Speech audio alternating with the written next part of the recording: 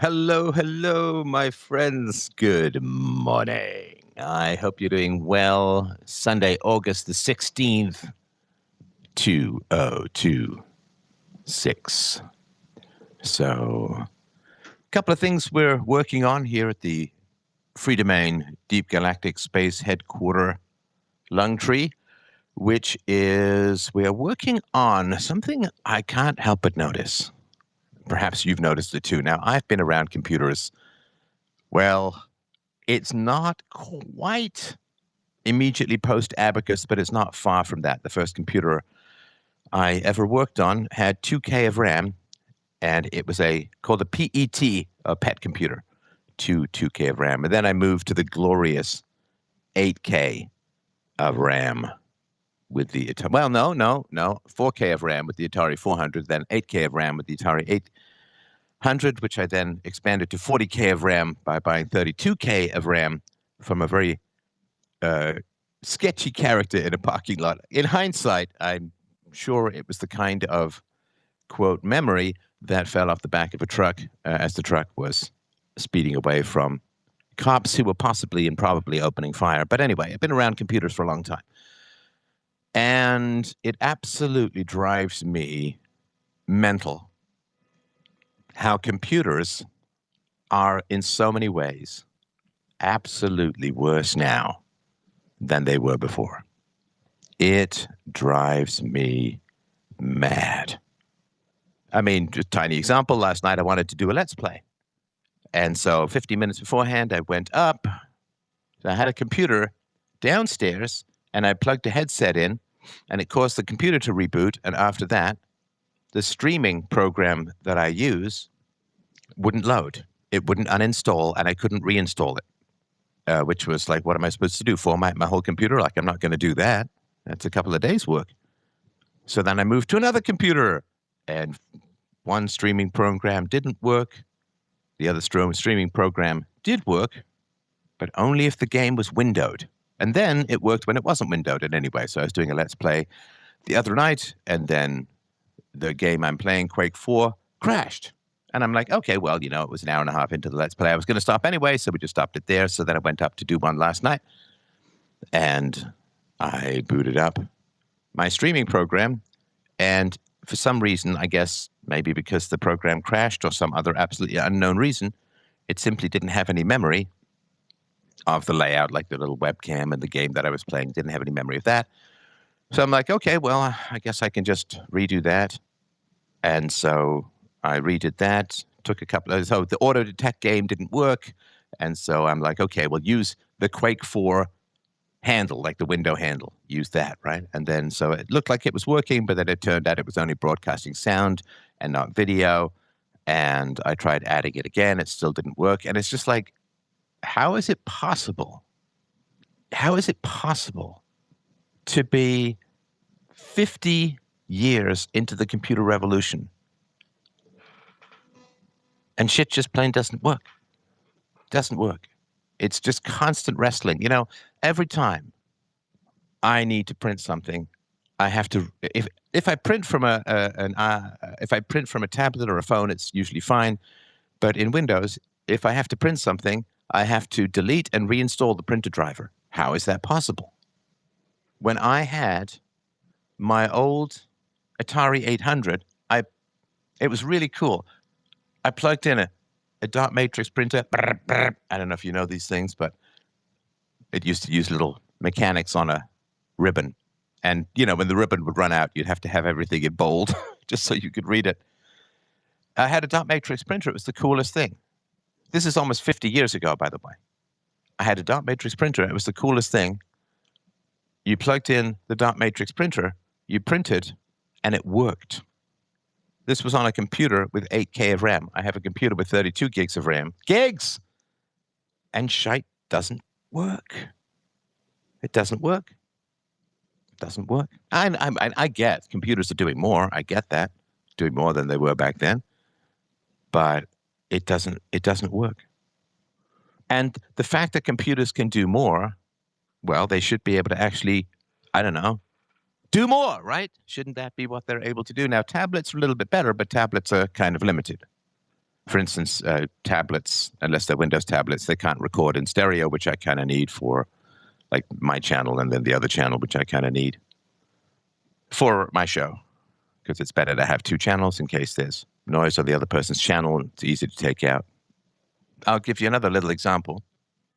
This one is vivid to me for some reason. So when I have listener questions, I copy them from often X or Locals or other places where I have listeners send me questions, and I copy them into Notepad, and then I print them. And I have some printer settings saved so that when I print the questions, what I don't want is I don't want double-sided with no page numbers, because heaven forbid they get out of order or something like that, right? I also need to know when I'm done the pile and all. Right? If I don't want to forget something on the back page of the last one. So it's just a little simple thing. I just have and so I have print options saved on my computer, which have print only one side and put a page number at the bottom. Now, I timed it, and to bring up that print option on a computer that has 16 processing cores, like my Atari 800 had, I think it ran at 1 megahertz, not even a gigahertz, of course, 1 megahertz. And when I bring up that print option, I feel like I'm stuck in slow motion. Because I bring up that print option, it takes like 2 seconds to emerge. Now, you understand, I know 2 seconds. I don't want to be overly first world and fussy, oh my God. But I was used to things that were fast. QDOS back in the day. You bring up an option, it's right there. Even when I had a 386 SX25 little notebook, print options appeared like that. Why is everything so slow? I mean, I get it. It's probably recording your retina and your number of pubic hairs and all of that just so that it can sell you more contact lenses and weed whacking, male entanglement, bush trimmers. I don't know, whatever it's doing, right? But it's like, how is it conceivably possible that a computer that is tens of thousands of times faster with thousands and thousands and thousands of times more memory with a solid state drive. Now, my computer, I have a bad habit of buying computers and then using them into the ground. The computer that I use to record my call-in shows is just finely calibrated for call-in shows. Nothing funky happens. Like, it doesn't just switch the microphone off because some other computer, like, it's just calibrated for call-in shows. It's like 9 years old and so on. So I just use that. I will buy them until they are smoking hulks of ex-silicon ghosts and prayers. I will ride computers into the ground. And it's not a good habit. I should, of course, proactively buy and transfer and all of that. But you never really know how long they're going to last.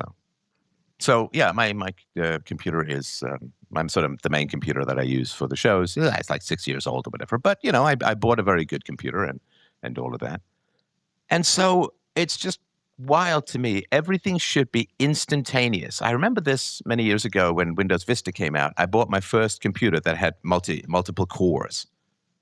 And I remember booting it up for the first time, and it's like, why is this so sluggish? And, there's pretty visual stuff, and I turned all of that stuff off. I get all of that, right? But why is this so sluggish? Why do I feel, and it's more than a feeling, why do I feel that as computers get faster, the user experience just gets more and more sluggish? Like, I can't tell you the countless hours I've spent waiting for things to respond. Oh, I started up Windows Explorer. Where is it? And you get that, white, you can wait for this program to respond or you can stop it. I did a really great show about why I do what I do, like moving, powerful, deep. And I took the recorder I recorded it on, plugged it into Windows, and it just didn't show up. Well, no, it showed up as a blank USB drive, like a USB drive. You couldn't click on it. It had no content. How is that? How is it possible that computers that did things yesterday don't do them today? It's not voodoo.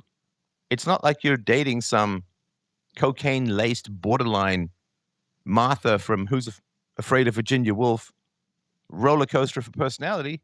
I mean, it's a machine. Cars are better. than they used to be. Cars, they'd only work 80% of the time. They'd be harder to turn, slower to start. They'd randomly blast you hot and cold, and then they just stall out. Because sometimes you're doing really important things, and the computer just stalls out.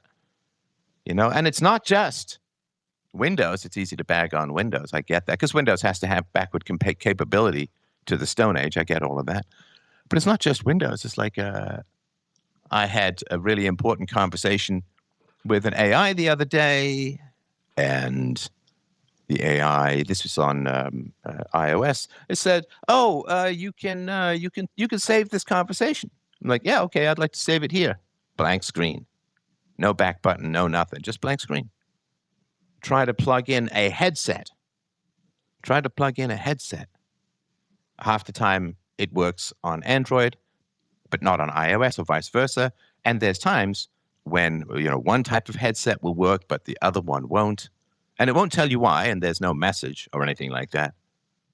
There is even, it's a playful little thing that iOS does, is that a headset will work. Like I test my headsets, I record, do testy 1, 2, 3, play it back, make sure it records from the headset microphone, plays back through the headset.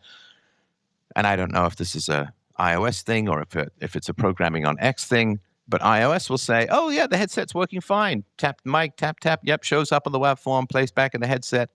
And then you start your X space, and it doesn't pick up the headset, even though the operating system on the phone.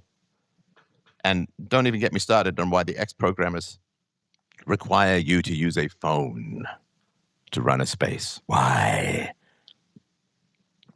It's just unbelievably lazy. And it makes it difficult, right?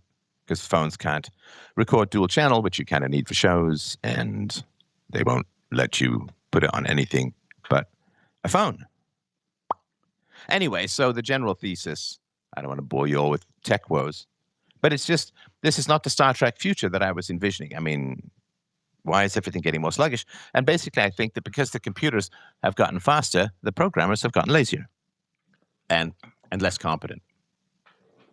So when I programmed early on in the day, you had to use the smallest amount of memory possible. You had to make sure that the variables that you used to store data were tightly limited in scope. Like if you didn't need decibels, you used an integer, which was minus 32767 to plus 32767.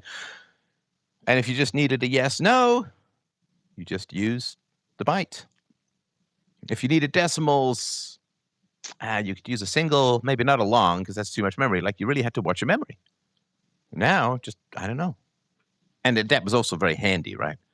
It was very handy because it was a way of bug checking. So if you're using an integer data type, minus 32767 to plus 32767, then if you try and if somehow accidentally too large a number gets put in there, you get a type conversion error. Like the computer says, I can't put a bigger number into that, and that meant that something had gone wrong, right?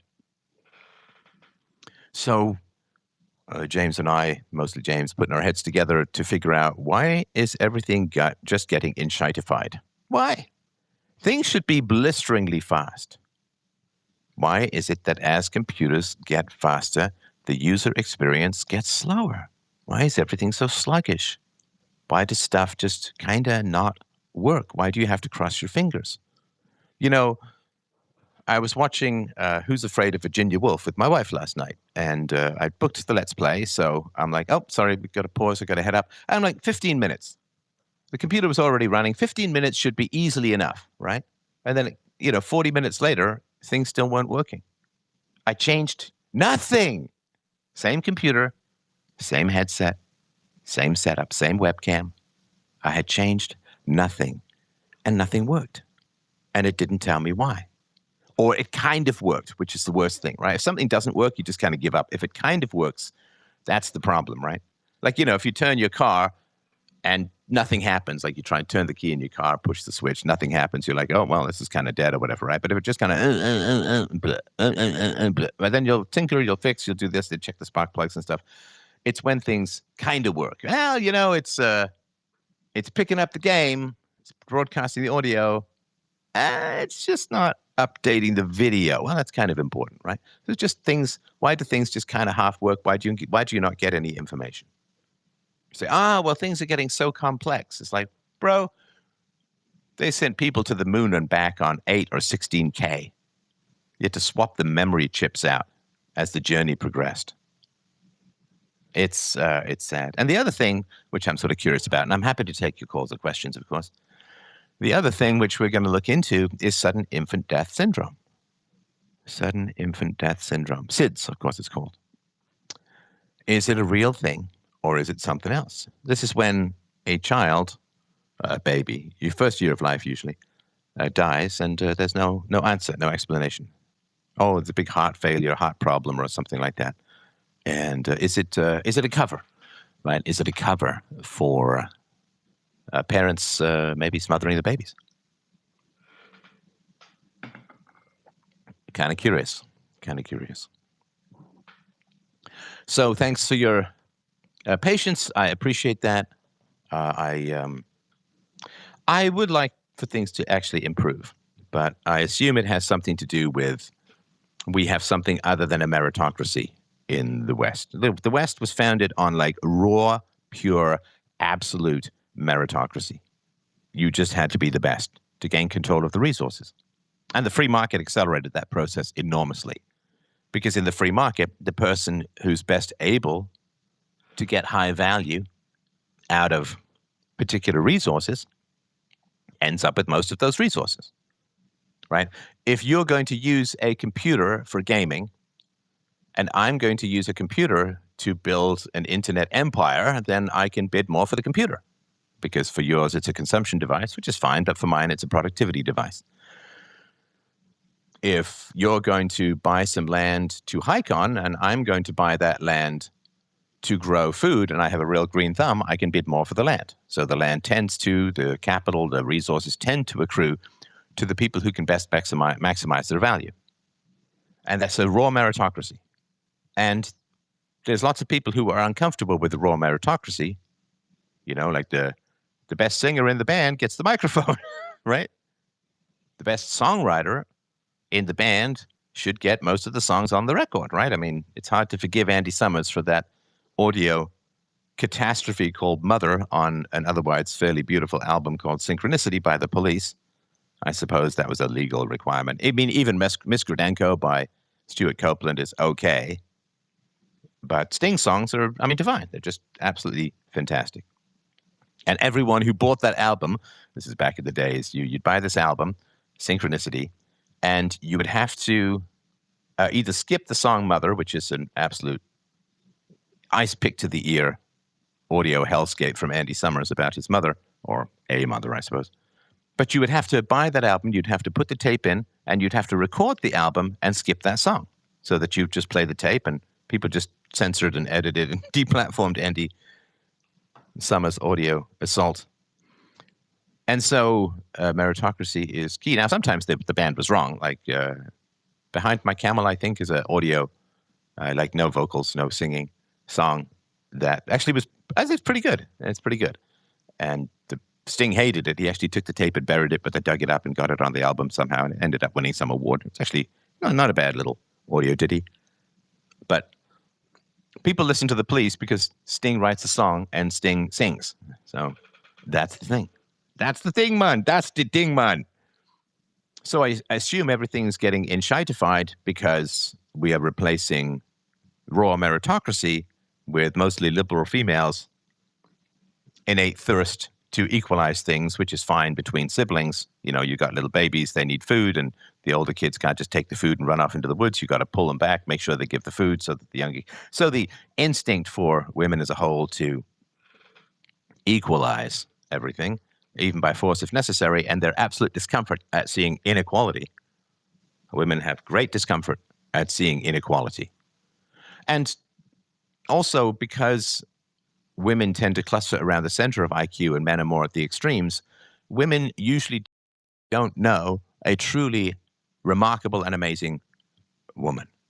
I mean, the friends that I grew up with in Canada, I don't know a huge amount about the friends I grew up in England because, you know, we were just kids goofing around and stuff. But The friends that I grew up with as sort of early mid-teens were really remarkable. I had a friend who got over 100% in math because he did bonus stuff and his stuff was so elegant and all of that. And he ended up going on to take a math and physics double major. I had another friend who was fantastic at engineering. I had another friend who was fantastic at writing. I had another friend a couple of friends who were unbelievably funny, like jaw-droppingly funny. I could in no way, shape, or form keep up. It was like watching Robin Williams do the genie on cocaine. And they actually did skits in the school, and they were just very funny, very cynical, very dark, right? There's an old line from a Tom Hanks movie.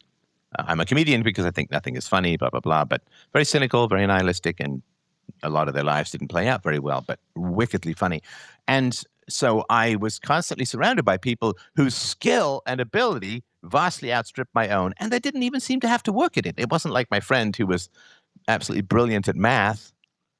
It wasn't like he had to study like crazy. It just kind of came to him. Math is easy. Had another friend also great at math and understood economics like boom, boom, boom. And I was just surrounded by people with extraordinary minds, men with extraordinary minds. Because men, we have to put on a dazzling display of intellect in order to win over the ladies, or at least we used to. I don't know what you have to do now, hit your jaw with a hammer or something. But back in the day, you had to put on some fairly dazzling displays of intellect in order to get a hold of women. Richard, I see you. We'll get there in a sec. But women in general are not surrounded by remarkable women. And therefore, since women don't really understand at a social level, for the most part, right? I mean, look, lots of men are surrounded by mediocrities, and there are tons of women surrounded by extraordinary women. I'm talking in the mean, in the average. And also, men enjoy showing off their abilities to other men. Men enjoy. Like when I play Dungeons and Dragons, my math-based life form friends would instantly calculate the odds of something no matter how many dice it took. They just, the odds are roughly blah, blah, blah, 1 in 68. I'm like, can I just roll some dice and see what happens? No, it's 1 in 68. However, if you take this other alternative, you try casting this spell, it's 1 in 56. And I'm like, for me, it was like a little bit more mystery was probably a plus. But so women don't quite get meritocracy because men fight in the open and women fight through subterfuge, right? You know, these studies where women say to more attractive women that you should cut your hair. A short hair would look really great on you. It's just sabotage, right? Women are constantly telling other women to do things that are unattractive to men. And this, of course, has really come to the forefront in modern anti-male feminism. Women are constantly telling other women to do things that are unattractive to men. It's just basic competition, right? I mean, men are more honest. Like when I was in my early teens, I went to summer camp pretty much all summer, and I was on the swim team, and I was a good-looking kid and all of that. Great sort of swimmer's physique, which is kind of nice. And the girls liked me. The girls used to gather to watch me dive, and so on, right? And they made rather rude comments. It was sort of my introduction to some of the coarser aspects of female nature, that women would come to watch me dive in the swimming pool at the summer camp and make coarse comments about me. I was embarrassed, of course, British and all. And so the boys didn't like the fact that the girls liked me. And so when I remember, I shouldn't laugh now because it's kind of funny, right? But I was dancing with a girl, and a friend of mine, quote friend of mine, walked past and sort of leaned down a little and elbowed me hard in the thigh. It's called giving someone a Charlie horse. Sometimes you use your fist. Just elbowed me hard in the side of the thigh, and so I kind of wobbled and fell down and took the girl with me. And that's just basic male sabotage. I was talking to a girl in a record shop, late night record shop, and my brother came up and ran his fingers across my chin and said, "Well, wipe the drool off, Steph." And that's just basic male sabotage. It's very upfront. Nobody was telling me to shave my head or anything like that, right? I'm German, half German with blue eyes, blonde hair, and a square jaw. I can't shave my head. My God. So men are just kind of upfront with the competition stuff. I mean, I had my brother, especially. I was on cross country team, swim team, tennis. Played a lot of tennis, and my brother would just constantly call me fatty all the time, right? And it's just trying to make you. I mean, I wasn't obviously, but just trying to make you self-conscious, and right. So it's kind of obvious for men, but women don't compete that way. Usually, they just spread rumors and get people ostracized. Can you believe that she's hamana? Or women are the ultimate concern trolls. They're the ultimate concern trolls. I'm concerned about her. She just seems to be so desperate for male attention. Have you noticed that? It's really, I'm not, I mean, it's just kind of sad. And I'm concerned, right? So just spread the rumor that she's kind of a SLUTTY person and all of that. So, all right. Sorry, Richard. I'm going to just, because we chatted a lot, we will get to somebody, Hitch Slap 1. By the way, I love Hitch Slap as a name. It comes from Christopher Hitchens' great clapbacks or comebacks. Hitch Slap 1, questions, comments, issues, challenges. My brother, what is on your mind? Stefan Molyneux, how's it going, my friend? Thank you so much for having me on. Hope you're doing very, very well. I've got two questions. The first one, about intrasexual female competition. I want to read. Do you mind if I put something in the nest just for like a couple of minutes, or would you rather me just read it out? Sorry, you said the nest is like something in the nest? Yeah, so at the top of the space on X, I can put like a post that everybody can read. Do you mind if I put it in temporarily, or would you rather me just read it out? You mean for all of the people who are listening to the audio later, I would actually just rather you read it out. So yeah, go for it. No problem. No problem. I was going to do both, but I'll just read it out to save any issues. So there was a post by a lovely young lady named Lizzie. And the post goes like this: men have a "I will build a life for you if you're kind to me" fetish. So I'll read it again. She says, men have a quote, "I will build a life for you if you're just kind to me" fetish. That's what men want from women. They just want them to be kind. And the reason I bring this up is multiple women are both, online in spaces and forums, but also in my real life have made the next claim, which I'm about to read out. I promise it all makes sense in 10 seconds. Another young lady says, men don't like when women are kind to them. And then she goes on to opine how if women are kind to men, they don't really, they get bored and they won't find it interesting. And actually they dislike it. It's a turn off if women are nice to men. So on one hand, we have a woman. I know. That's exactly what I said. So on one hand, we have a woman saying, if you are just nice to men, they'll do anything for you, which I agree with, being a man. On the other hand, you have a woman, and not just her, multiple women have claimed this, men get turned off when you're nice to them. Now, the second claim I put it to you, but I want to ask you, to me it seems like intra-female competition, but I've asked several women about this, and they claim it's true. Every time I ask very intelligent women, they all claim that, it is actually true, men get turned off when you're nice to them. So is it intrasexual female competition, or do you think something else is going on? What do you think? Which claim is more true? You're a fine young man. You've, I'm sure, met a lot of women when you were single. What do you think? Well, I don't think it's at all true that men are turned off when women are nice to them. I think that when women are aiming too high in the quality, and by quality, I don't mean moral quality or anything like that, but just, there is a sexual market value. It's a sort of rough 1 to 10 thing. And so if women are aiming too high, then the men who just want to use them for sex don't like it when the women are nice to them, because that's indicating that the women want more than just a one-night stand or a sexual fling or something like that, right? So if a woman who's a 5 is subsidizing sex to get a man who's an 8, and then she starts, I don't know what, baking him muffins or offering to do his laundry or things like that, then the 8 doesn't like that. the man, because he's like, no, it's not what this is about. I'm not going to wife you up. I'm not going to get into a relationship with you because you're not high enough status, but I will use you for sex. So when women say men don't like it when you're nice to them, what that means is that when women try to subsidize being a 5 and getting an 8, when they try to subsidize it with wifely duties, in a sense, rather than raw sexuality, and then the men don't like it.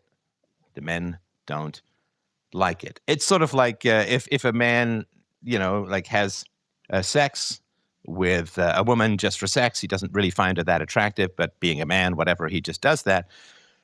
And then the woman assumes that she's his girlfriend and starts doing nice things for him. He's not happy. So, but if a man and a woman are kind of on the same level, and that level, again, is complex or whatever, but if they're kind of on the same level, I mean, I think my wife is about as attractive as I am, and I think I'm about as attractive as my wife is. I think we're of equal intelligence, although our intelligence, being males and females, manifests in different and very sort of complementary ways. But I think we're equals. I think we fit. I think we're equals, and that's really delightful. So when we started dating, and sort of as this famous story goes, she's like, "Oh, I'm downtown. I can pick up the sandals you need repaired. No problem." I was like thrilled. I'm happy. I'm happy. And so when women are nice to men who are considering them for long-term partnership, marriage, parenthood, and so on, when women are nice to men and the men are very interested in monogamy and making them girlfriend, fiance, wife, mother, a grandmother, the life journey, whatever it is, like however that's starting out, the men are thrilled. But if women are just there for the man, for sex, and this is the description, not a prescription, if the women are just there for sex for the men, and then the women start assuming that means they can become girlfriend, fiancés, wives, and they're nice to men in that kind of way. If a woman you had a one-night stand with turns up to your house the next day and says, "I want to do your laundry," I mean, that's considered a little unhinged. That's a bunny boiler, right? So I think it's something along those lines, if that makes sense.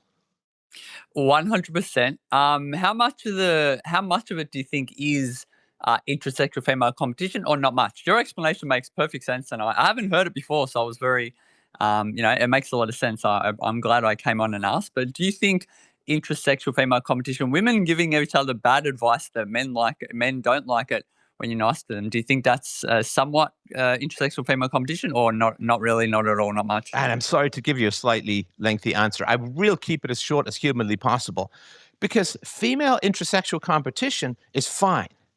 I have no problem with male intersexual competition, female intersexual competition. The question is, why has it become so frickin' cancerous? Why has it become so inflamed and exaggerated to the point where women are literally saying 300 pounds is beautiful? Like, because that's just bad health. That's bad fertility. You cannot get a high quality man if you're morbidly obese. Like, it's just a basic fact, right? I mean, you look at all of the sportsmen, right? There's not one fat wife among them. So the question is, why has it become like sort of the feminist exaggeration, right? So one of the ways that women sabotage each other is they try to make other women more masculine, because the most masculine man is balanced by the most feminine woman. I think I'm a little bit on the masculine side. My wife is certainly very feminine, very feminine. And I love that. And, that to me, that's a yin yang thing that really works, and it didn't evolve for no reason or anything like that. We evolved to be complementary. So the most masculine men tend to be the most successful in many ways.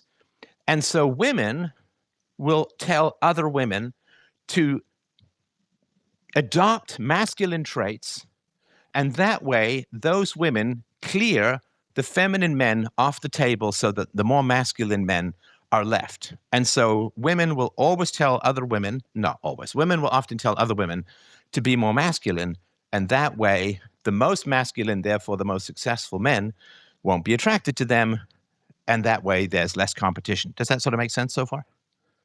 Yes, 100%. There's a famous study, the hairdresser study, where the hairdresser will tell less attractive women to leave more hair. Everybody knows, long hair is attractive on women.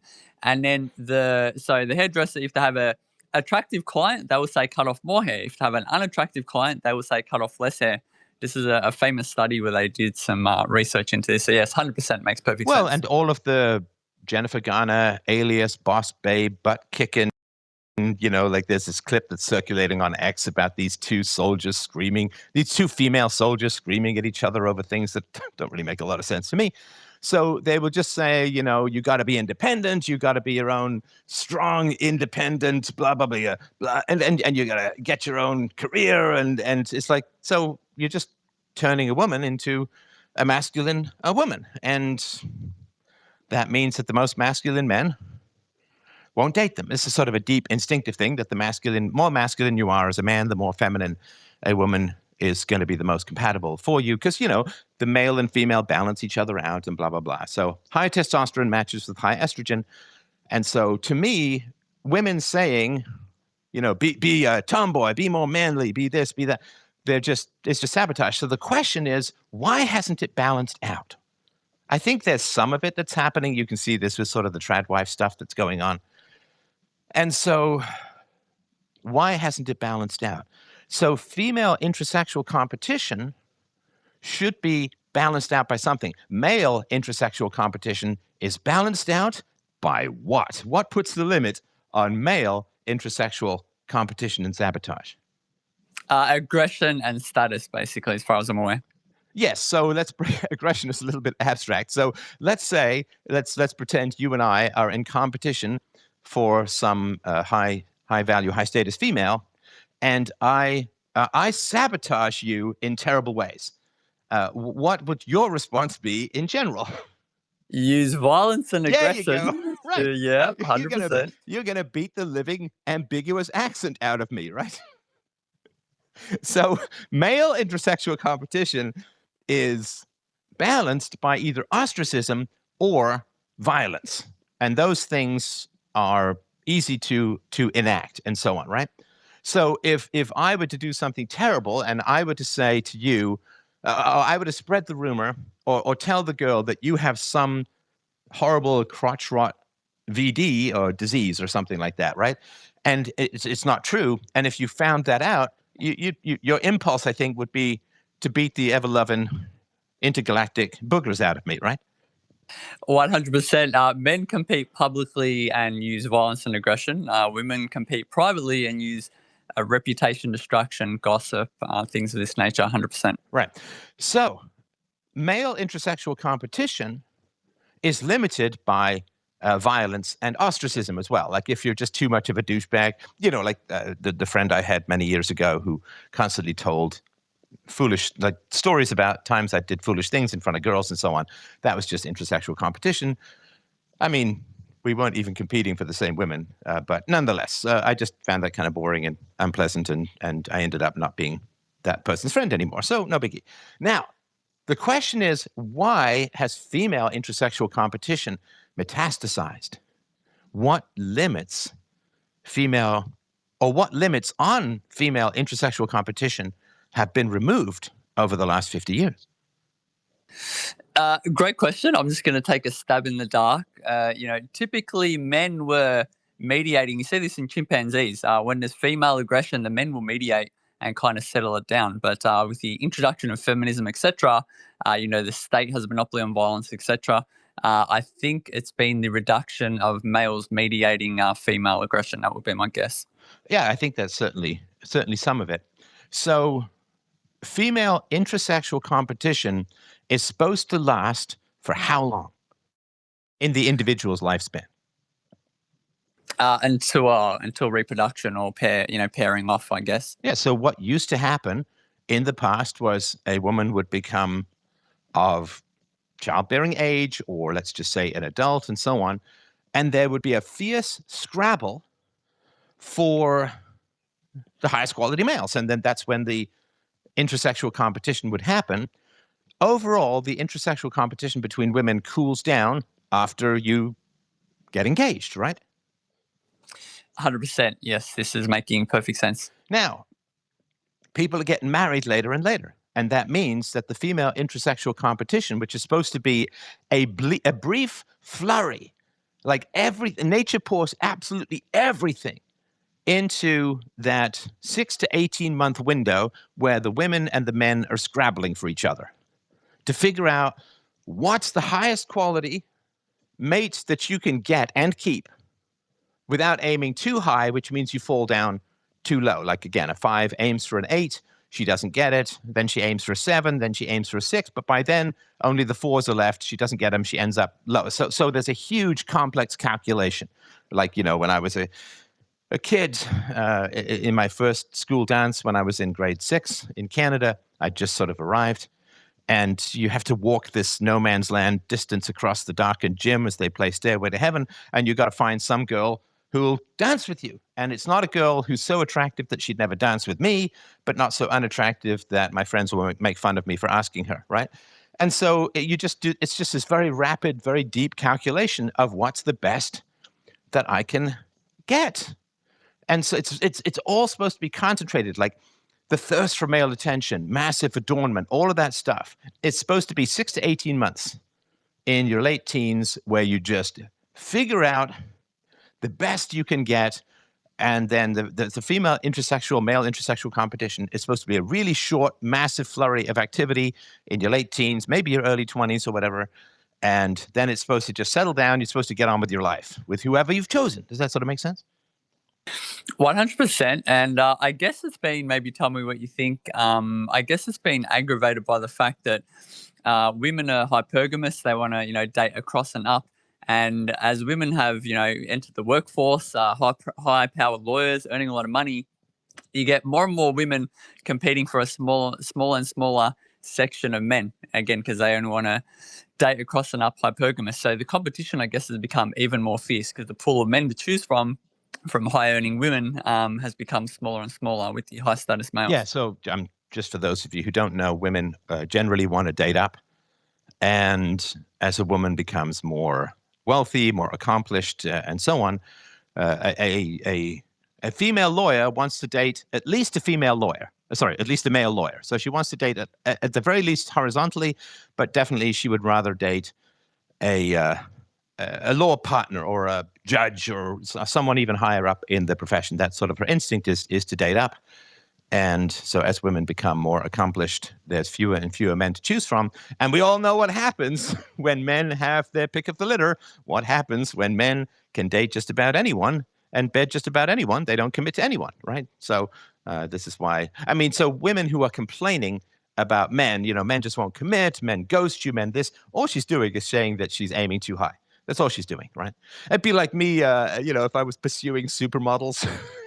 I'm almost 60, right? If I was pursuing supermodels, I'd be like, they're so haughty, man. They don't even return my calls. They don't, I follow them around and their security bars me. Like, they're so weird. It's like, no, you're just aiming for supermodels and you're pushing 60. So the other thing that doesn't limit, right? So aggression can grow when it has a limit. So the shorter the window of attack, the greater the aggression that is permitted, right? So, and that's just a sort of fight or flight thing, right? So if intersexual competition between and among men and women is like 6 to 18 months, late teens, early 20s, then you can get pretty ferocious if it's a short window, because you can't sustain that for like 10 years, but you can do it for, a year maybe. So that's number one. Number two, aggression is fine and is limited if it's limited by negative consequences. So this is why I was sort of saying earlier, if you and I were battling it out for some woman and I spread some ugly rumor or something like that, or let's say that you were going on a date with her and I put some laxatives in your food and you found that out. Again, so my aggression towards you, my sabotage is limited by the fact that there's violent blowback against me. And also that men have an instinctive sense of fair and unfair fighting. I don't think women quite as much as a whole. Again, lots of honorable women, but men as a whole, like if the friend group found out that you and I were going after the same woman and you had a date with her and I put laxatives in your food, or gave you a coffee that was had some sort of negative drug in it, I think men would be like, "Whoa, come on, that's like," I would be negatively impacted by that as a whole. And men need other men as friends in order to impress women, because if a man is ostracized by his male friends, women are less likely to date him, because that means that he's not going to have the cooperation of other males in order to hunt or farm or raise a barn or whatever it is, right? So this is another reason why bringing, one of the first things I did with my wife was bring her around my friends who were very funny and engaging and enjoyable to spend time with, because it's like, yeah, I've got good friends and we have a lot of fun and they like me and I like them and all of that. So if a man is ostracized by other men, that really lowers his sexual market value, because then you're just this weird loner that nobody wants to spend time with, and that's bad for her, for the acceptance of her kids. Sorry, go ahead. Yeah, you can see this with I've heard people say many times, Ian Gary, UFC fighter, he said, "Oh, the world would be so peaceful if women ran the world."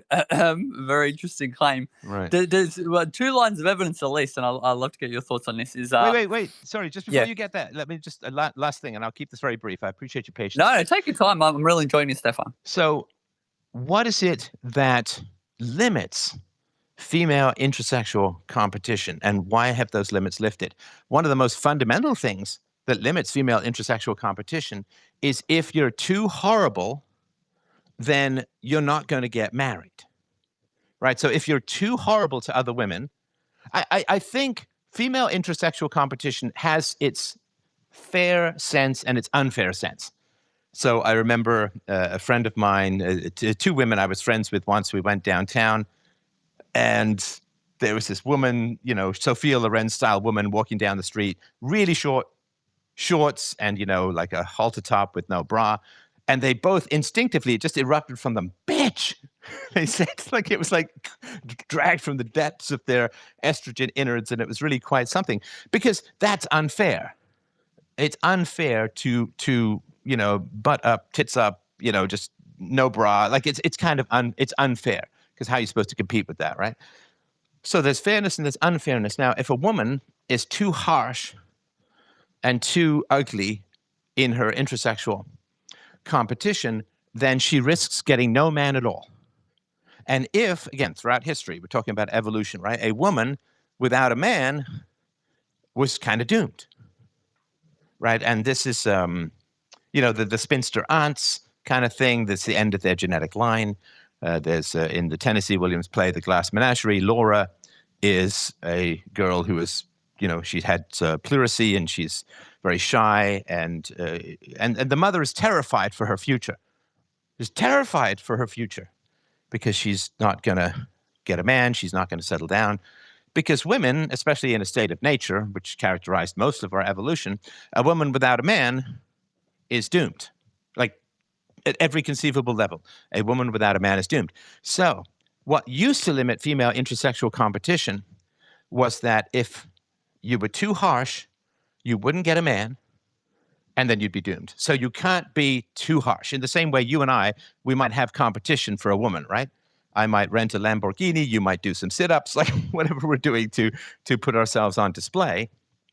That's all fair. Like positive attributes, cultivating positive attributes are fair. But in spreading lies about your competitor is not. Like, so in the business world, I had a policy, like, never trash talk the competition. Never, ever, ever, ever, ever, ever trash talk the competition. But instead, because I figured if I gave myself the out of trash talking the competition, I wouldn't work as hard to build the best software I possibly could. So instead of trash talking the competition, I just kept adding more and more cool features to the software that I built, and that seemed to work out pretty well. So I think if, there's a woman that we're both into and she's athletic, and I just start working out like crazy, develop some muscle and get some tone, there's nobody who's going to sit there and say, well, that's not fair. But, if I spread the rumor that you have some horrible disease, that is unfair, right? So that's the application of a negative rather than the cultivation of a positive. So for women, if they're too harsh and ugly in their intersexual competition, they don't get a man. And then that's the end of their bloodline, and they live a difficult, lonely, sad, pitiful, unpleasant life, again, memorably described by Amanda Wingfield in the play Tennessee Williams' play of The Glass Menagerie, like these women who just sort of these barely tolerated spinsters shuffled from place to place. Nobody really wants to give them a home. They've got no home. They've got no man. They've got no children. It's a very tremulous and sad existence. And Jane Austen writes about this, the spinster women who are just, rely on one of the most terrifying characters in all of literature, at least on the stage, is is a streetcar named Desire, Blanche Dubois. She is unmarried. She has slept around. She has seduced a student. I mean, she is just a giant walking Chinese flag parade of red flags. And so she doesn't get a man, and she ends up, well, it's not a spoiler. I assume the play is like 80 years old or whatever it is. So she ends up being institutionalized, because that's the end result of not having a man and having a bad reputation and so on, even though she's very slender and very pretty and all this kind of stuff. So what used to limit female intersexual competition were the negative consequences of not getting a man, because you're playing unfairly and so on, right? Because, what women can do if a woman is playing unfairly is they can just tell the truth about the woman to the man, right? Like, that she's doing this and she's doing that and she's kind of stalky, and so she might, and so she gets a bad reputation for playing too hard at the intersexual competition game, and then she ends up with nothing. And in the past, and prior to the welfare state and free healthcare and old age pensions and all that kind of stuff, prior to all of that, she was doomed. But now, with the government redistributing resources, and remember, the government fundamentally acts as a coercive mechanism to take money from men and shove it at women, right? Men pay twice into what they get out of the system. Women get twice out of the system what they put into it. And that doesn't even count the fact that there's massive quantities of jobs created by the government just to have women be government workers and get all of that, quote, security and so on. So what are the negative consequences of going too far in intersexual competition? So if you were really teaching women to be masculine and to be independent and to not need a man and to be haughty and I don't need you to open my door for me. I don't need you to do this. I'll pay my own half. Or they don't really want to do that, I guess. But if you're telling women to be more masculine, then that would be limited by the fact that everyone would notice that the masculine women didn't get married and had sort of these sad, lonely lives of significant stress and anxiety. Like, it's really single women without men are kind of stressed and anxious because they feel unprotected, which is why they react so often in the way that they do to threats. So now that the government will take care of you financially if you're a woman, because they'll force companies to hire you, they'll give you jobs from the government, you can be a teacher and all this kind of stuff. So you can get paid by the government. And so if you don't get a man, you're fine. And because there's no particular disasters awaiting women who don't get married, which throughout our evolution there's no limit. It'd be like if I knew that I was never going to receive any aggression or violence for sabotaging your trying to get some woman I was interested in, like I could spread the most horrible rumors, I could do anything, and I would never, ever experience any violence from you, that would take the cap off my aggression. And because women are shielded from the negative consequences of being single by governments, they can be as brutal as they want. So a woman who tells other women to be really super masculine, be a boss babe, and be aggressive, and this, that, and the other, no longer is she doomed to a life of spinsterhood. Now she can get a full professorship or some sort of publishing contract. So it's women, whenever we're shielded from negative consequences, those consequences break free of their historical bounds and truly metastasize, if that makes sense. 100%. And as always, you're a man of many talents. I'm not surprised to hear that you're right across this evolutionary aspect of female competing, etc. I want to switch a little bit, but I don't know what direction you want to take it. So I'll just ask a question, and if it's not in the direction, no, listen, I've been yammering, so you take it where you want to go. I was just curious about your thoughts on the Lindsay Clancy case. If you already talked about it, let me know. But for anyone who doesn't know, Lindsay Clancy, she murdered her 3 children. She had postnatal depression apparently, and she was on a lot of SSRIs, etc.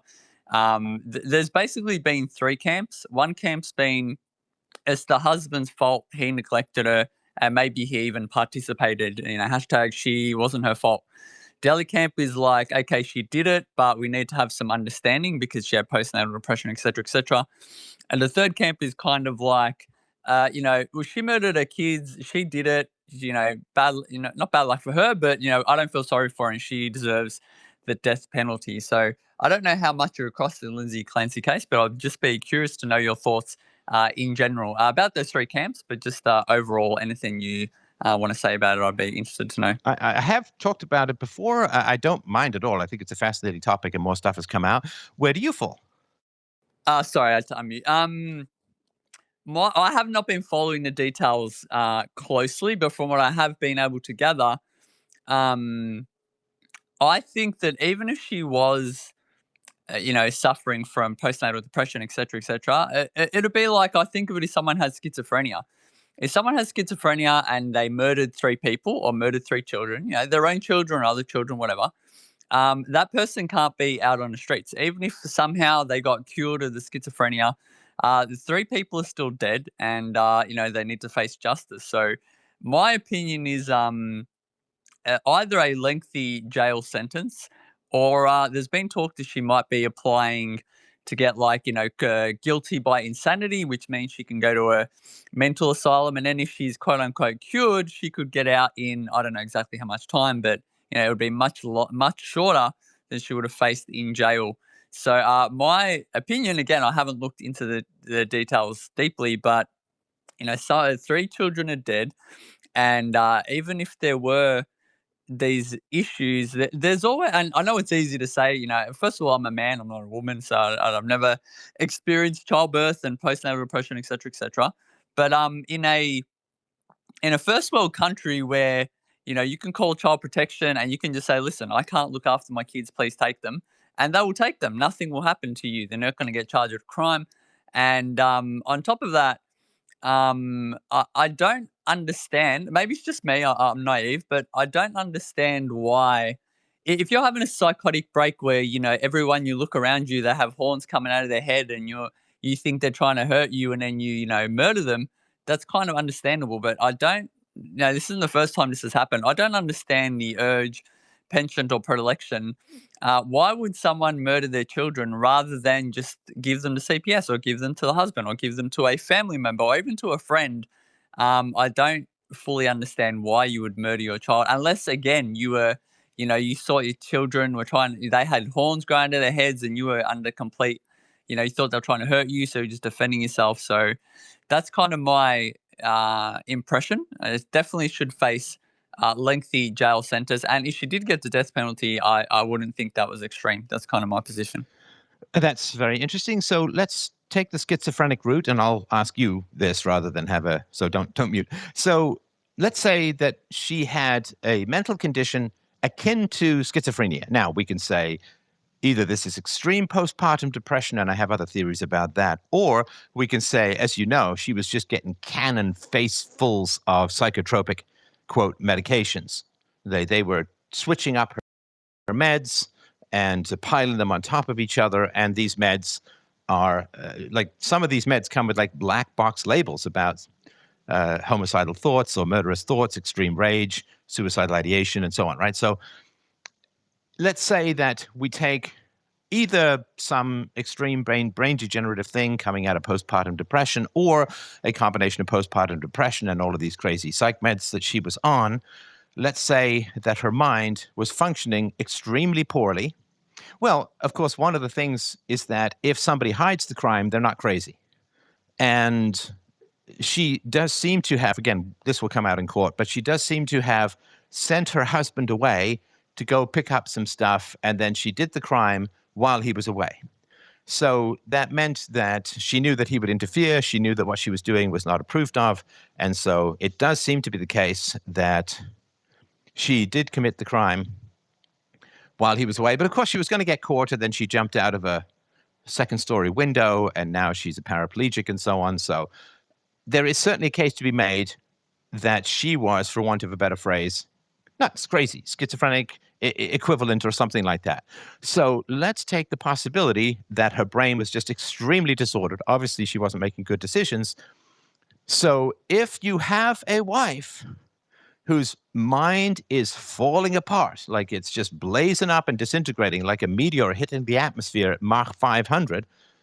So if she's nuts, and I know that that's a coarse phrase and so on, but if we just say, look, she basically was so disordered in her thinking and under the influence of so many brain-altering medications that she clearly was not a master criminal because, I mean, she's caught and she jumped out of a window and she ended up as a paraplegic.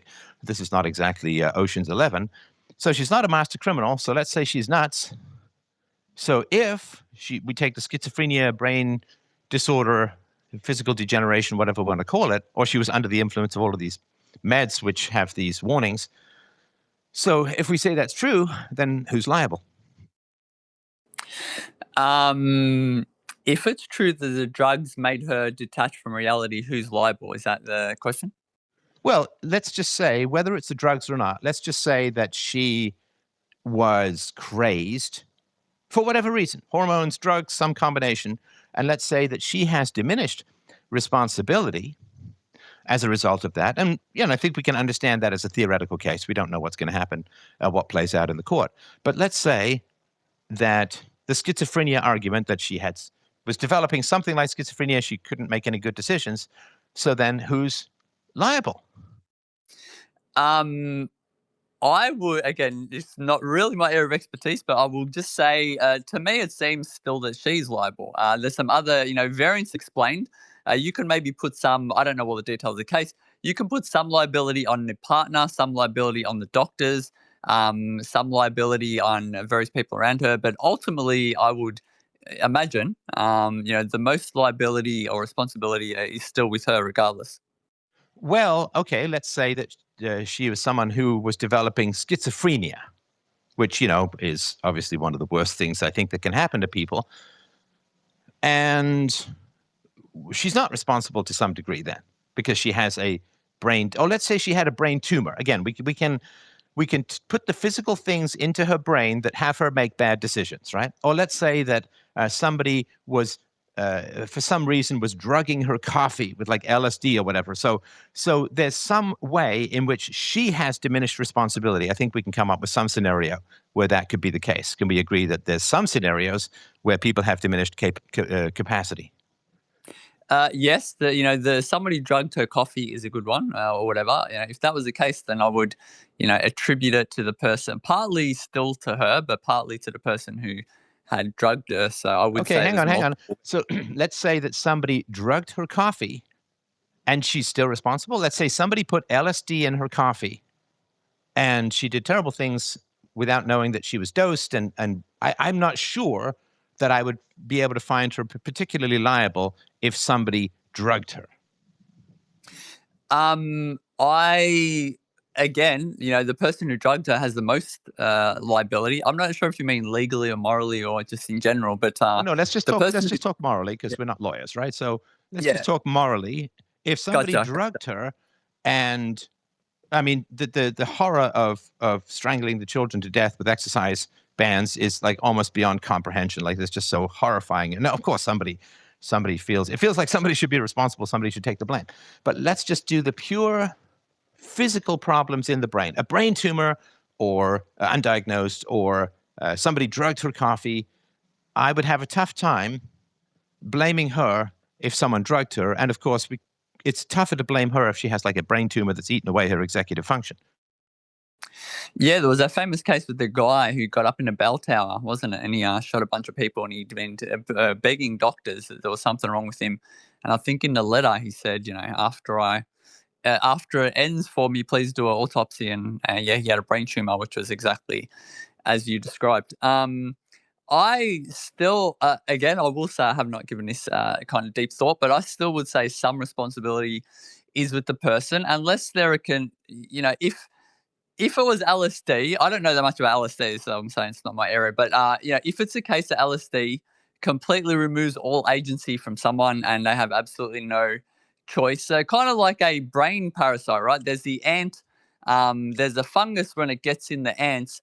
It literally grows in their brain, or toxoplasmosis, right? It makes mice attracted to cats.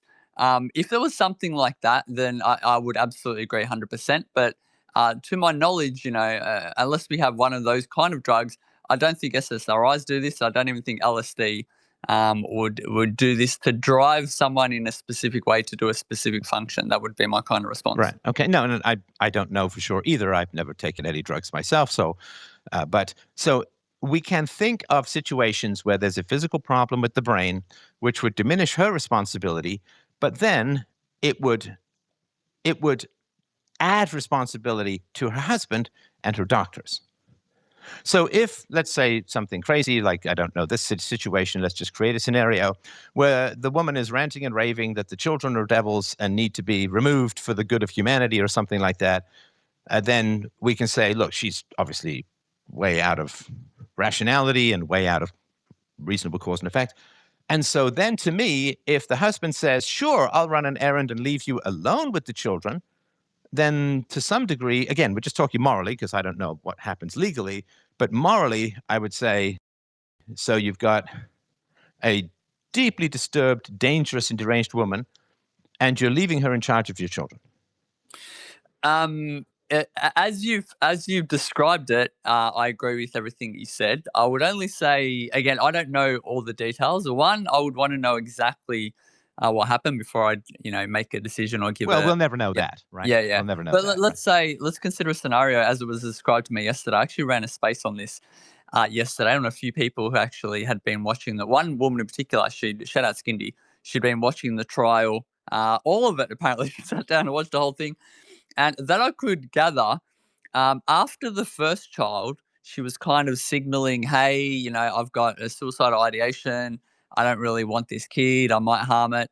And then, I don't know exactly what happened, but she got some help. It didn't work. Then I had a second kid, kind of the same thing. It escalated a little bit. And then in the third kid, it just got more extreme and acute. So I could imagine a scenario. I'm not defending the husband. I don't know exactly what took place. But I could imagine a scenario where he became kind of desensitized, where she's just been making these threats for 5, 6, 7 years now, and he's been trying to get her help for many years, or she's been getting help or attempting to get help or whatever. So, if it was a one-off, I completely understand what you're saying. But if it had been over a long period of time, we all become habituated and desensitized to various kind of behaviors. So that would kind of be the only thing that would come to my mind. Well, and you could be right about that. I think a counterpoint would be he had all the more warning because it didn't come out of nowhere. So he keeps giving children to a woman who suffers from this significant issue, whether we say it's moral or characterological or pharmaceutical or organic or hormonal, whatever it is. So this is not a great mother. And you keep giving her kids. Listen, just to be clear, this would never happen. Not never happen, but if I was in that scenario, I can say without a shadow of a doubt that I wouldn't have got past the first child. I would not have had a second child with someone who is having suicide ideation and threatening to harm the kids. So if I was in a scenario, I would have done things much different, I think. Sorry to interrupt. I don't know if she did that. I know that there was some postpartum depression. Maybe she did, maybe she didn't. I don't know if she did that or not.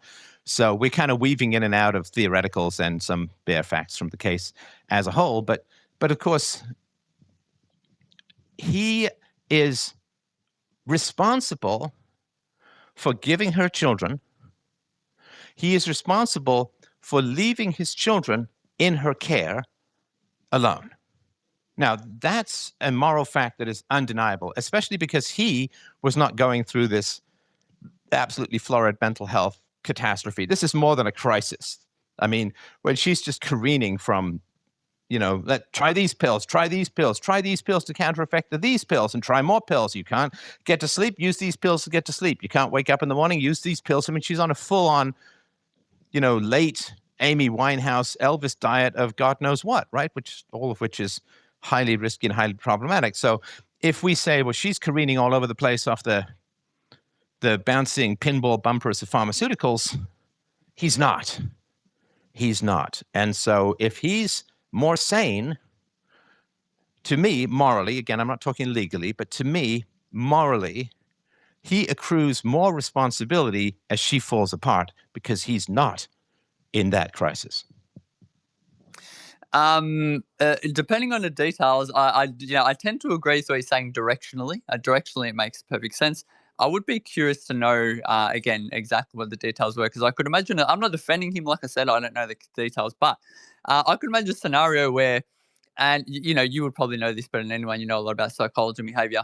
There's certain negotiations that take place between victims and abusers, where sometimes, the victim will do a negotiation with the abuser, and the abuser will promise he won't do this and won't do that.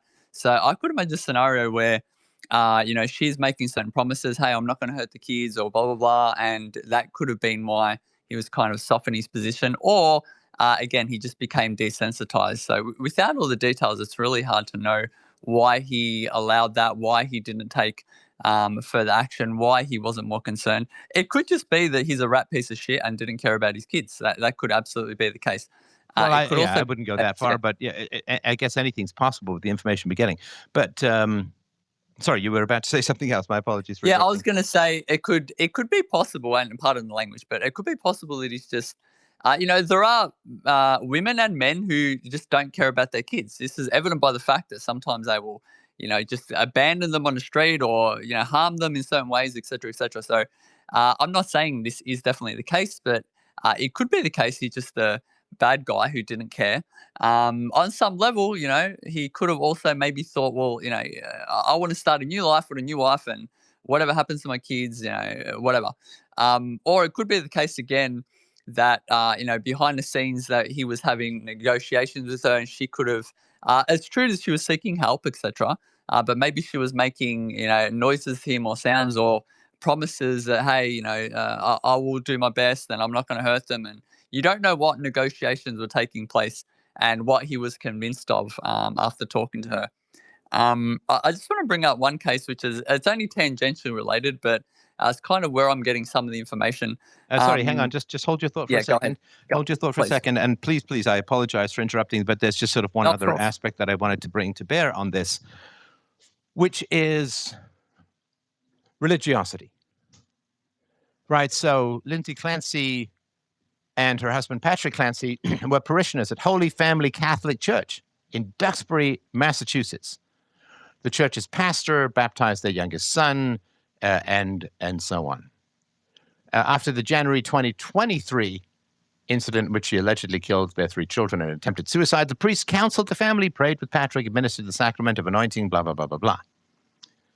So Patrick Clancy, the husband, grew up in a large Catholic family, attended Jesuit schooling, Catholic practices, and so on. So in the Catholic practice, you can't get divorced, and you got to keep having kids. Now, in a secular household, you can get divorced and you don't have to keep having kids. So if their religious faith is as strong as seems to be, then they were commanded by their religion to stay together and to keep having children. Does that make sense? Yeah, 100%. Divorce is not allowed under various religious faiths. Well, Catholicism in particular, and I've had conversations over the years with people who have the problem of no birth control, right? So in their Catholic faith, there's a number of things that are true, and there's 3 that are pertinent, I think, to this. So number 1, you can't get divorced, so you can't leave her. And number 2, you can't use birth control. And so she's going to keep having kids. And number 3, in most religions, in Christianity as a whole, in Catholicism in particular, she has a soul that exists independent of what's ever happening in her brain. So there's like a perfect Lindsay put there by God that you just have to connect to and reach. And so in religion, if somebody has some horrible brain accident and they lose a good chunk of their reasoning in their brain and so on, they still have a perfectly intelligent soul in the body. And so this is why a lot of people, if people are going through mental health catastrophes, they pray to connect with the good Lindsay in there, with God's Lindsay, with the soul. And so they believe that goodness is always just a breath of willpower away. It's always just one prayer away. It's always Jesus is going to come down. God is going to reach through to Lindsay and make her better and make her whole and so on. Now, these are all irrational beliefs. Of course, you can get divorced. Of course, you can use birth control, particularly if the mother is suffering from horrendous symptoms after pregnancy that are negative for the children. And there is not a perfect soul trapped inside the body that you just have to connect with to make them all better, right? That's just not a thing. It's like, a smoker who ruins his lungs, coating them in tar and carcinogens, doesn't have a perfect pink pair of God's lungs in there that you just have to pray to reveal. The lungs are corrupted. And when the brain is corrupted, the brain is corrupted. There's not another self in there put there by God. And so I don't know the degree to which their irrational, anti-rational religious beliefs conditioned this situation, but it ain't zero. It definitely makes sense. Religion is playing could definitely have played a big factor, especially if they were, devout. Some people follow their religion closer or not as close. So yeah, this is an excellent point, 100%. And then one last thing, and sorry to just wanted before I forget. Of course. So let me ask you this: who is the most selfish person you've ever known? Probably a friend of mine, extremely selfish. I will say she's probably got, antisocial personality disorder or something like that, but probably someone I'm thinking of, a friend of mine. Give me, obviously no identifying details, but if you could just give me a couple of whiffs of how you came to this perception. This is a kind of person that if you do whatever they want, they will be your best friend and they will love bomb you and they will praise you and, whatever. You're the best. There's nobody like you, blah, blah, blah.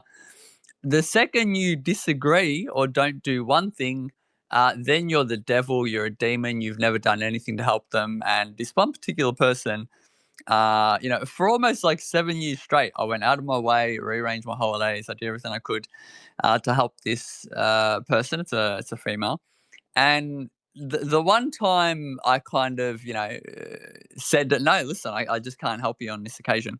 All of a sudden, it's almost comical. After 7 years, you've never done anything to help me. You're a rat. You're this. You're that. I can't believe I didn't see your true colors. Blah blah blah blah blah. So this woman I'm thinking of in particular, a friend of mine, not my friend anymore. And this is in my real life, by the way. This is not online. So probably the most selfish person I've ever met. Right. So your friend turned kind of feral when your needs interfered with her needs. Yes, 100%. Right. So in some circles, this is called decentering. So really selfish people, we could say narcissists, but that's kind of a technical term, and I'm not a psychologist. But so really selfish people hate other people's needs because they're inconvenient, unless they can use other people's needs to get what they want, right? So some woman who knows a guy is really attracted to her, she understands that he has his need for her, and the only value she finds in his need is maybe she can get him to help her move or something, fix her car or something like that, right? And so really selfish people get enraged when other people's needs oppose their own. And usually they will escalate aggression until the other person simply gives up opposing them. Is that a fair way to characterize at least some of what you experienced from your friend? Yes, 100%. And, what you've just described there, goes beyond just my friend and describes a few other people I've had very bad dealings with. Some of these people online. One guy in particular, when I first joined the platform, he said he was a pilot. He wasn't. He was a fake pilot with a fake wife and a fake child. And he was exactly like this, and a few other people as well. Now, I don't know much about this woman's. I really don't know anything about her childhood. So we're just going to make up a woman named Mary because I don't want to talk about this woman because I don't have the facts. So let's say, for whatever reason, Mary ends up as a very selfish person. Maybe she's super pretty and the world parts before her and nobody opposes her because the women are intimidated by her and the men want to sleep with her, and like great wealth, great power, great beauty. The the seas of truth part around those kinds of people because everybody wants something from them, so everything's a manipulation and it's a tough life. So for whatever reason, Mary ends up growing up as a really selfish person. And anytime somebody's needs and preferences interfere with hers, she just escalates disapproval or aggression until they either conform to her or they vanish. But either way, they don't stay and oppose her will. Now, Mary, this is a theory of postpartum depression, which, could be nonsense or whatever, but it's just, I think it's a way of looking at it that might be helpful. So Mary has a baby. Now, if Mary is selfish and she gets enraged at anyone whose will attempts to overpower her, because selfish people or narcissistic people, they only have a win-lose mentality because they don't fundamentally emotionally recognize the existence of other people's needs and preferences as separate individuals. So it's always win-lose. And of course, most of human history was win-lose and so on, right? So Mary, when somebody's will disagrees with her, either they win and she loses, or she wins and they lose. And so she never learns how to negotiate, and she also never learns to put her own feelings, needs, and preferences aside and focus on almost exclusively what someone else needs. Now, Mary has a baby. And let's say it's not Mary of the Bible, so the baby is not angelic, right? So Mary has a baby. Now, babies, I've been a stay-at-home dad for almost 18 years. Babies, infants, toddlers, they have needs. And babies in particular don't care that you as a parent have needs. Neither should they, right? So when my daughter was little, of course, like every baby, she wakes up and she's crying. And she's hungry. She needs her diaper change, the usual. There's nothing bad, nothing unusual, nothing wrong. And what you have to do is you have to do what's called decentering. So you have to not care anymore about what you alone want. And this was even more true of my wife, who had the food. She was the food source. I was just the play source. So, if my daughter woke up 3 times in the night, my wife would take care of her. She would, go, she slept in the same room, in the same bed for a while. So my wife would take care of her. And what that means is you have to surrender to what the baby needs. You have to put your own ego and preferences aside, and you have to live for something more than what you want. Does this make sense so far? 100%, yep. Now, if you, as a mother, and this can happen to fathers too, but we're just talking about a woman here. So if Mary views all conflicts of will as dominance and submission, and she hates to submit, she hates it, then how does that personality structure deal with the crying baby? Well, I guess she's going to use aggression. She's going to be really angry. She's going to be really angry because the child is imposing his or her will on the mother, and the child can't be conquered in that way. So if her husband says, I disagree with you, she could just flash him a look. She can withhold sex. She can stomp around slamming the kitchen cupboards. She can insult him. She can keep him up all night. The standard selfish torture stuff, right? You just make someone's life more unpleasant and more unpleasant until they just do whatever the hell you want and shut up. But she can't do that with a baby. So she can't win. She can't beat the baby. I don't mean beat physically, but she can't win against the baby, because the baby, if she wins against the baby and just goes back to bed, well, first of all, the baby's just going to keep waking her up with crying. And then also the baby will die if you don't feed the baby, right? You don't feed the baby. Babies can't go. The babies have like they have bellies the size of like nothing, right? And so they empty and fill quickly, and they need constant supply of food and water and so on, right? Because they're used to the umbilical constant food drip. So Mary, the new mom, who's really, really selfish, she can't win against the baby. And this is the first, and she can't negotiate with the baby. She can't dominate the baby. And so the baby dominates her, and she feels deep down like the baby is bullying her. Why? Because she has imposed negative consequences for people as a bully for decades. Some girl disapproves of her, she just destroys that girl's reputation. Some guy she doesn't want to date asks her out, she'll just put him down. She has a conflict with someone, she just escalates. She's haughty, she's imperious, she's dominant. And so all of her bullying is now projected in her mind into the baby is now bullying her. The baby just won't let up. The baby just won't stop crying. The baby won't shut up. The baby won't let her sleep. The baby has needs. And it angers her because she can't decenter. She can't take away her own preferences and live for her baby.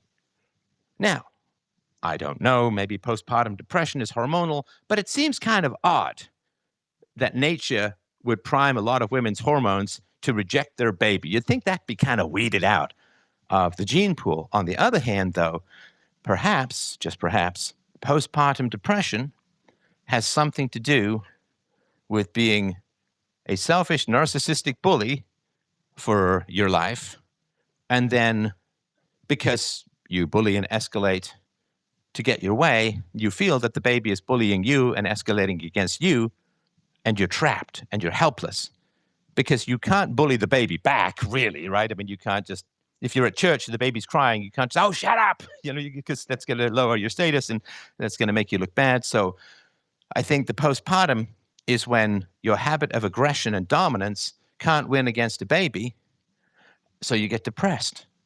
Because you're dominated, you can't really fight back, and with that depression comes anger because you feel like the baby is bullying you. And again, we can look at this and say, well, that's not very rational, but the whole point of these sorts of personality disorders is that they're not rational, but they work in some circumstances and situations. So it could be, and look, I just to be perfectly upfront, my mother had severe postpartum depression. She was hospitalized for months, which, back in the 60s was no small thing. So she had it really bad. And my mother has never been able to decenter. Like, my mother is just all about her own needs and preferences. And my mother having postpartum depression was fantastic for me as a whole, because I got to be taken care of by an aunt who was very affectionate and loving, and we had a great bond and all of that, which, probably changed my life more than I'll ever be able to understand. But it's a possibility that postpartum depression is just associated with selfishness not working anymore because you got a baby. I'm not trying to be insensitive, but the only thing that confuses me, and I've not heard a good answer to this, is in a first world country where there's adoption, where there's many options, there's no legal ramifications. Why? Like, I get everything you're saying makes perfect sense. It's an inconvenience. The baby becomes a focus of the aggression, a target, etc.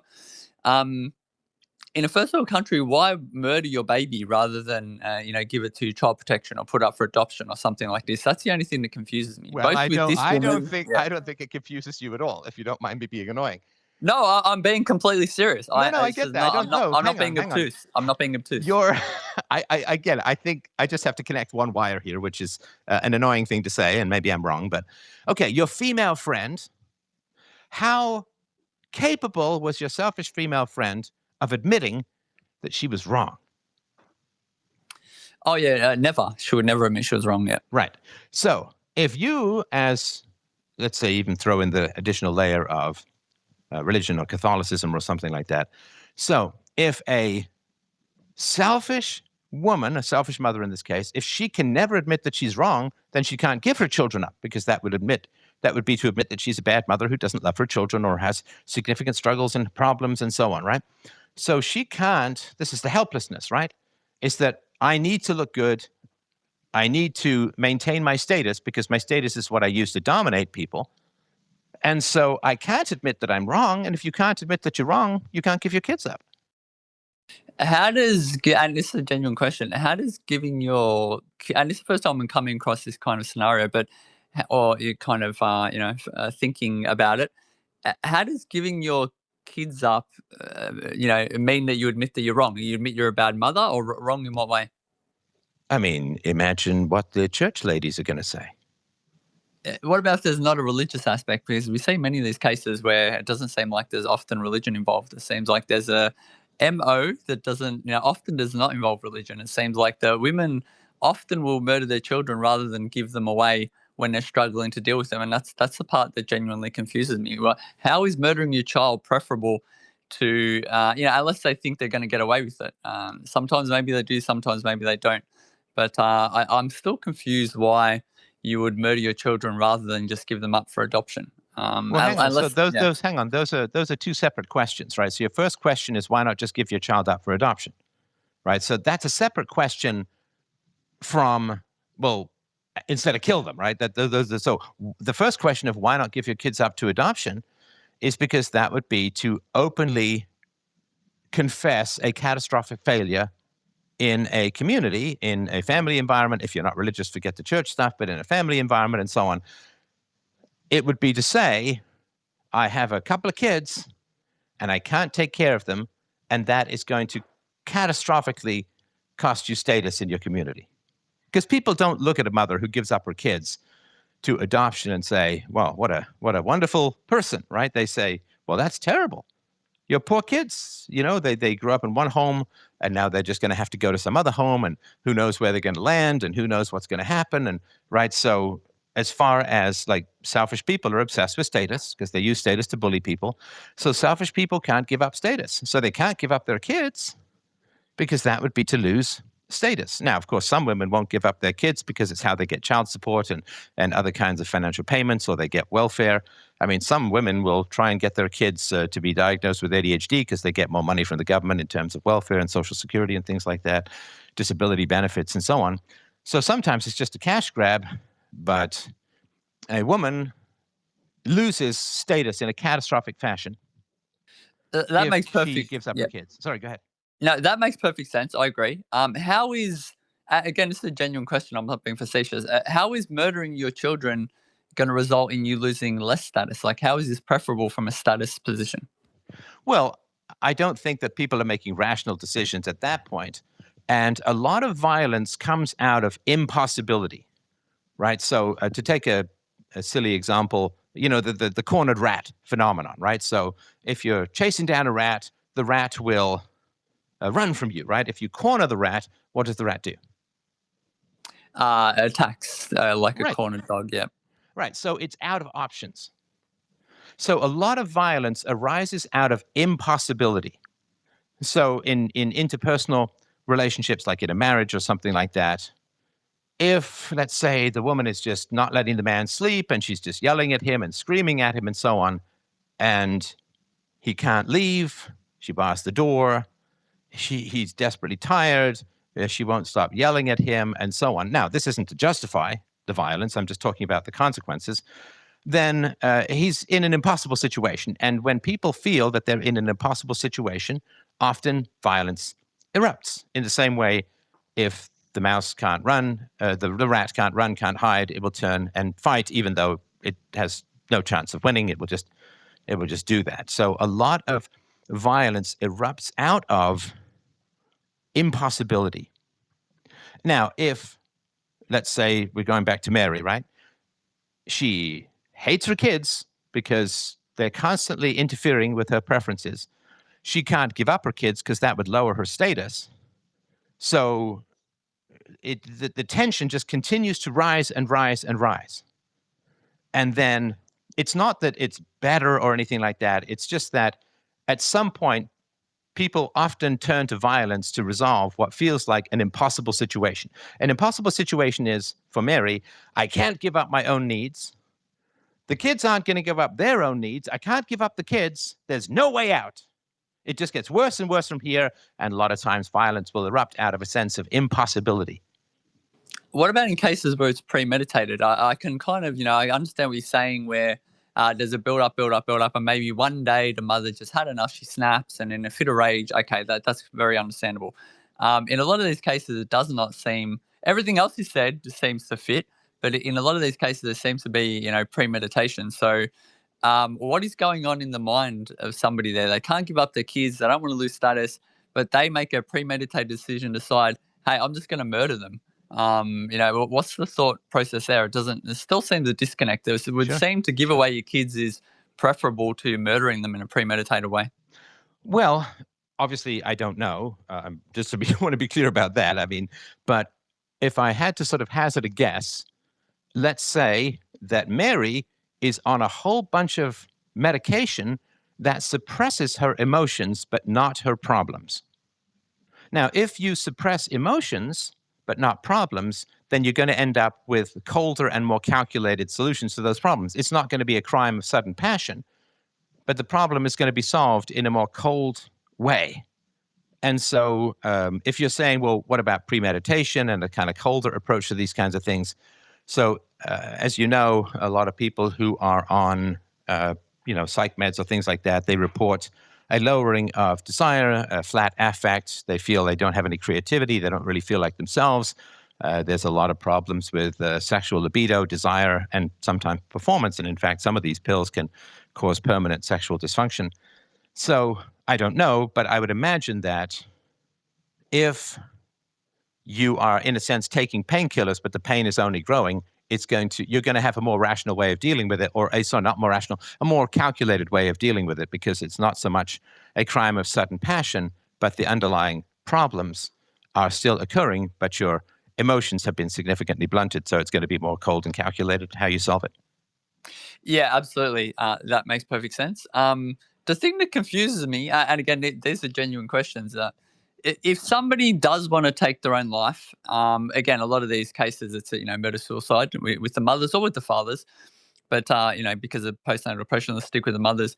If they want to take their own lives, what is the advantage of also taking the lives of your children if it's premeditated? Again, I get it if it's a fit of passion, unplanned, but if you're going to take your own life anyway, you're going to be dead. What's the advantage? Like, it seems like there's other things going on why women do murder suicides, because if they're going to suicide anyway, well, there's no advantage to also taking the lives of your children. Now, that part confuses me a lot. Well, of course, men do it too. The family annihilators are tragically quite common, and they're quite common. Not quite common among men, but men are represented in that quite significantly. Yeah, the explanation for men makes sense. I'm not saying I condone it, but generally it's out of revenge to deliberately punish the wife. That's often why men will kill their kids, and then they don't want to face the consequences. So they want to punish the wife, they kill the kids, and then they kill themselves. But in the female context, it doesn't seem to be to punish the husband. It seems to be Well, it could be. Yeah. It could be. Again, sorry. No, go ahead. Finish. Yeah. No, so I'm just going to say, in the male, David Buss, evolutionary biologist, he's got a lot of data on this of other people. In the male context, when the men survive the murder suicides, they will often report, I wanted to punish her, etc., etc. In the female context, at least it's not reported that I've been able to ascertain. The women don't report, well, I was trying to punish a husband. That I've read, if other people have read different, there's a common theme where women will say that they wanted to end their own life, and they believed that their children, basically would be worse off alive without them than, dead, basically. So often they will say, nobody can ever love the kids as much as me. I'm doing it as a, act of mercy. I'm going to take my own life. Therefore, I took the kids with me as an act of mercy. This is often, it's in the literature. I'm not saying it's always the case, but again, this idea just confuses me. If you want to take your own life, what's the advantage? Again, if it's premeditated, what's the advantage in taking your kids with you? Unless we're going to accept the explanation that they are claiming that it's an act of mercy, in their mind at least, that they feel they're doing the kids a favor because the kids will be worse off without them. Well, and of course, I'm no theologian, but my understanding of the Catholic ideology is that those kids go straight to heaven. Could be, but again, there's all. I accept what you're saying, but there's not always religion involved. Like in Australia. No, I get that. I understand. Come on, you don't need to tell me obvious things like there's not always religion involved in these. Of course, I know that. I'm just saying that in the religious context, then the children go straight to heaven. Yes, 100%. Yes. And they never have the chance to sin. They never have the chance to be tempted to go to hell, and so on. So in that sense, it is that there's a significant benefit. Well, if we imagine a scenario, like a non-religious scenario, it's premeditated, which that I've been ascertained from some stories in Australia, at least. This has happened a few times. I don't understand the thinking, unless it's the explanation that I gave, or that I've read about. Outside of that explanation, I don't understand the thinking. If it's premeditated, a woman wants to take her own life. What's the advantage of also taking the life of your kids? I don't get that at all. Well, that's, of course, a very important question. And the answer with regards to this particular case is we don't know. But if we go back to our hypothetical woman, Mary, well, it's very interesting because one of the things I find fascinating about the modern world as opposed to the Christian world is in the Christian world, personality problems had a moral dimension. So, for instance, selfishness was a moral problem. It was bad. to be selfish morally, and therefore you should work to put other people's needs first. And I think they went a little bit hard in overcompensating for the greedy ego by saying, live for your neighbors and you should be totally outward focused and so on, because I think you need a balance between your needs and other people's needs. That's what the interesting negotiations are in relationships, is when you don't give up your needs, but you negotiate. That's how economics work, right? If you want to go and buy a used car, then they need a certain price, you need a certain price, and you find some way to negotiate. Maybe it's not about price. Maybe they give you more warranty or something like that. So trying to find win-win situations is not selfish. Selfishness is always win-lose. Selfish is always, I submit to you or you submit to me. I dominate you or you dominate me, and I hate being dominated, so I'm just going to dominate you, and I'll pull whatever trick, and the goal is to win at all costs. Now, I do believe that, what do they say? They say like NPD, right? Narcissistic personality disorder. It's like a problem with a heart murmur or valve in your heart, or you're, I don't know, born with only one kidney. It's like it's a physical thing. And the pharmaceutical model is that there's no moral dimension to your suffering. It's a chemical imbalance. And it doesn't really matter how many times the chemical balance theory is disproven. But people say, my unhappiness has no moral dimension. Now, of course, I think under Christianity or other religions, you can go too far into unhappiness is always moral, because sometimes unhappiness is you have a hormonal disorder, in the same way epilepsy doesn't mean you're being possessed. You just have a brain electrical storm in your brain or something like that, right? So somewhere in the Aristotelian mean is sometimes your unhappiness has physical causes. Obviously, if you have Crohn's disease and chronic stomach pain or, ulcers or something, then your unhappiness is not moral in that sense, right? It's just some bad luck, unless you caused it yourself through bad behavior, bad eating, or something like that. But for the most part, people suffer and it has no moral dimension to it. But in the mechanistic, sort of modern man as machine paradigm, if the machine is broken, there's no moral issue, right? I mean, if for some reason one of your memory cards get fried, you only have 24 gigs instead of 32 gigs or something like that, there's no moral dimension to that. Something just hasn't worked and you need to replace the memory card, and then you're away to the races and everything's fine. So in the mechanistic man as machine model, if something is not working, it is something that needs to be fixed, right? If your car is low on energy, you need to put more gas in it. It's not because your car isn't low on energy because it's depressed, because its life is kind of meaningless and selfish. Your car is low on energy because you're almost out of gas, so you need to refill the gas, and then you're fine, right? So man as machine has taken away the moral element of suffering. But sometimes people suffer because they're bad. And that is a very tough thing for postmodernists to view, right? So sometimes people suffer because they're evil, they're immoral, they're selfish, they manipulate, they lie, they bully, they dominate, they have no empathy, they're nasty, nasty people. And nastiness, it gives you a high to begin with because you get to dominate, but over time, of course, you feel like crap because of hypocrisy, because the victories that you get from dominating other people tend to diminish over time, and then you end up usually as the king or queen of a kingdom that nobody else lives in. Because when you try to dominate people, over time you tend to drive people away. And I've seen, in the downward slide of life, people a generation ahead of me who were selfish have ended up largely alone, particularly because selfish people don't contribute to communities, they only take, and therefore communities over the long run don't really want them around. And of course, Christians are commanded to love the sinner, hate the sin, but they will continue to have you around. But the selfish people don't even want the obligations of Christianity and so on. And so sometimes we suffer because we're a-holes. And sometimes we suffer because we're bullies.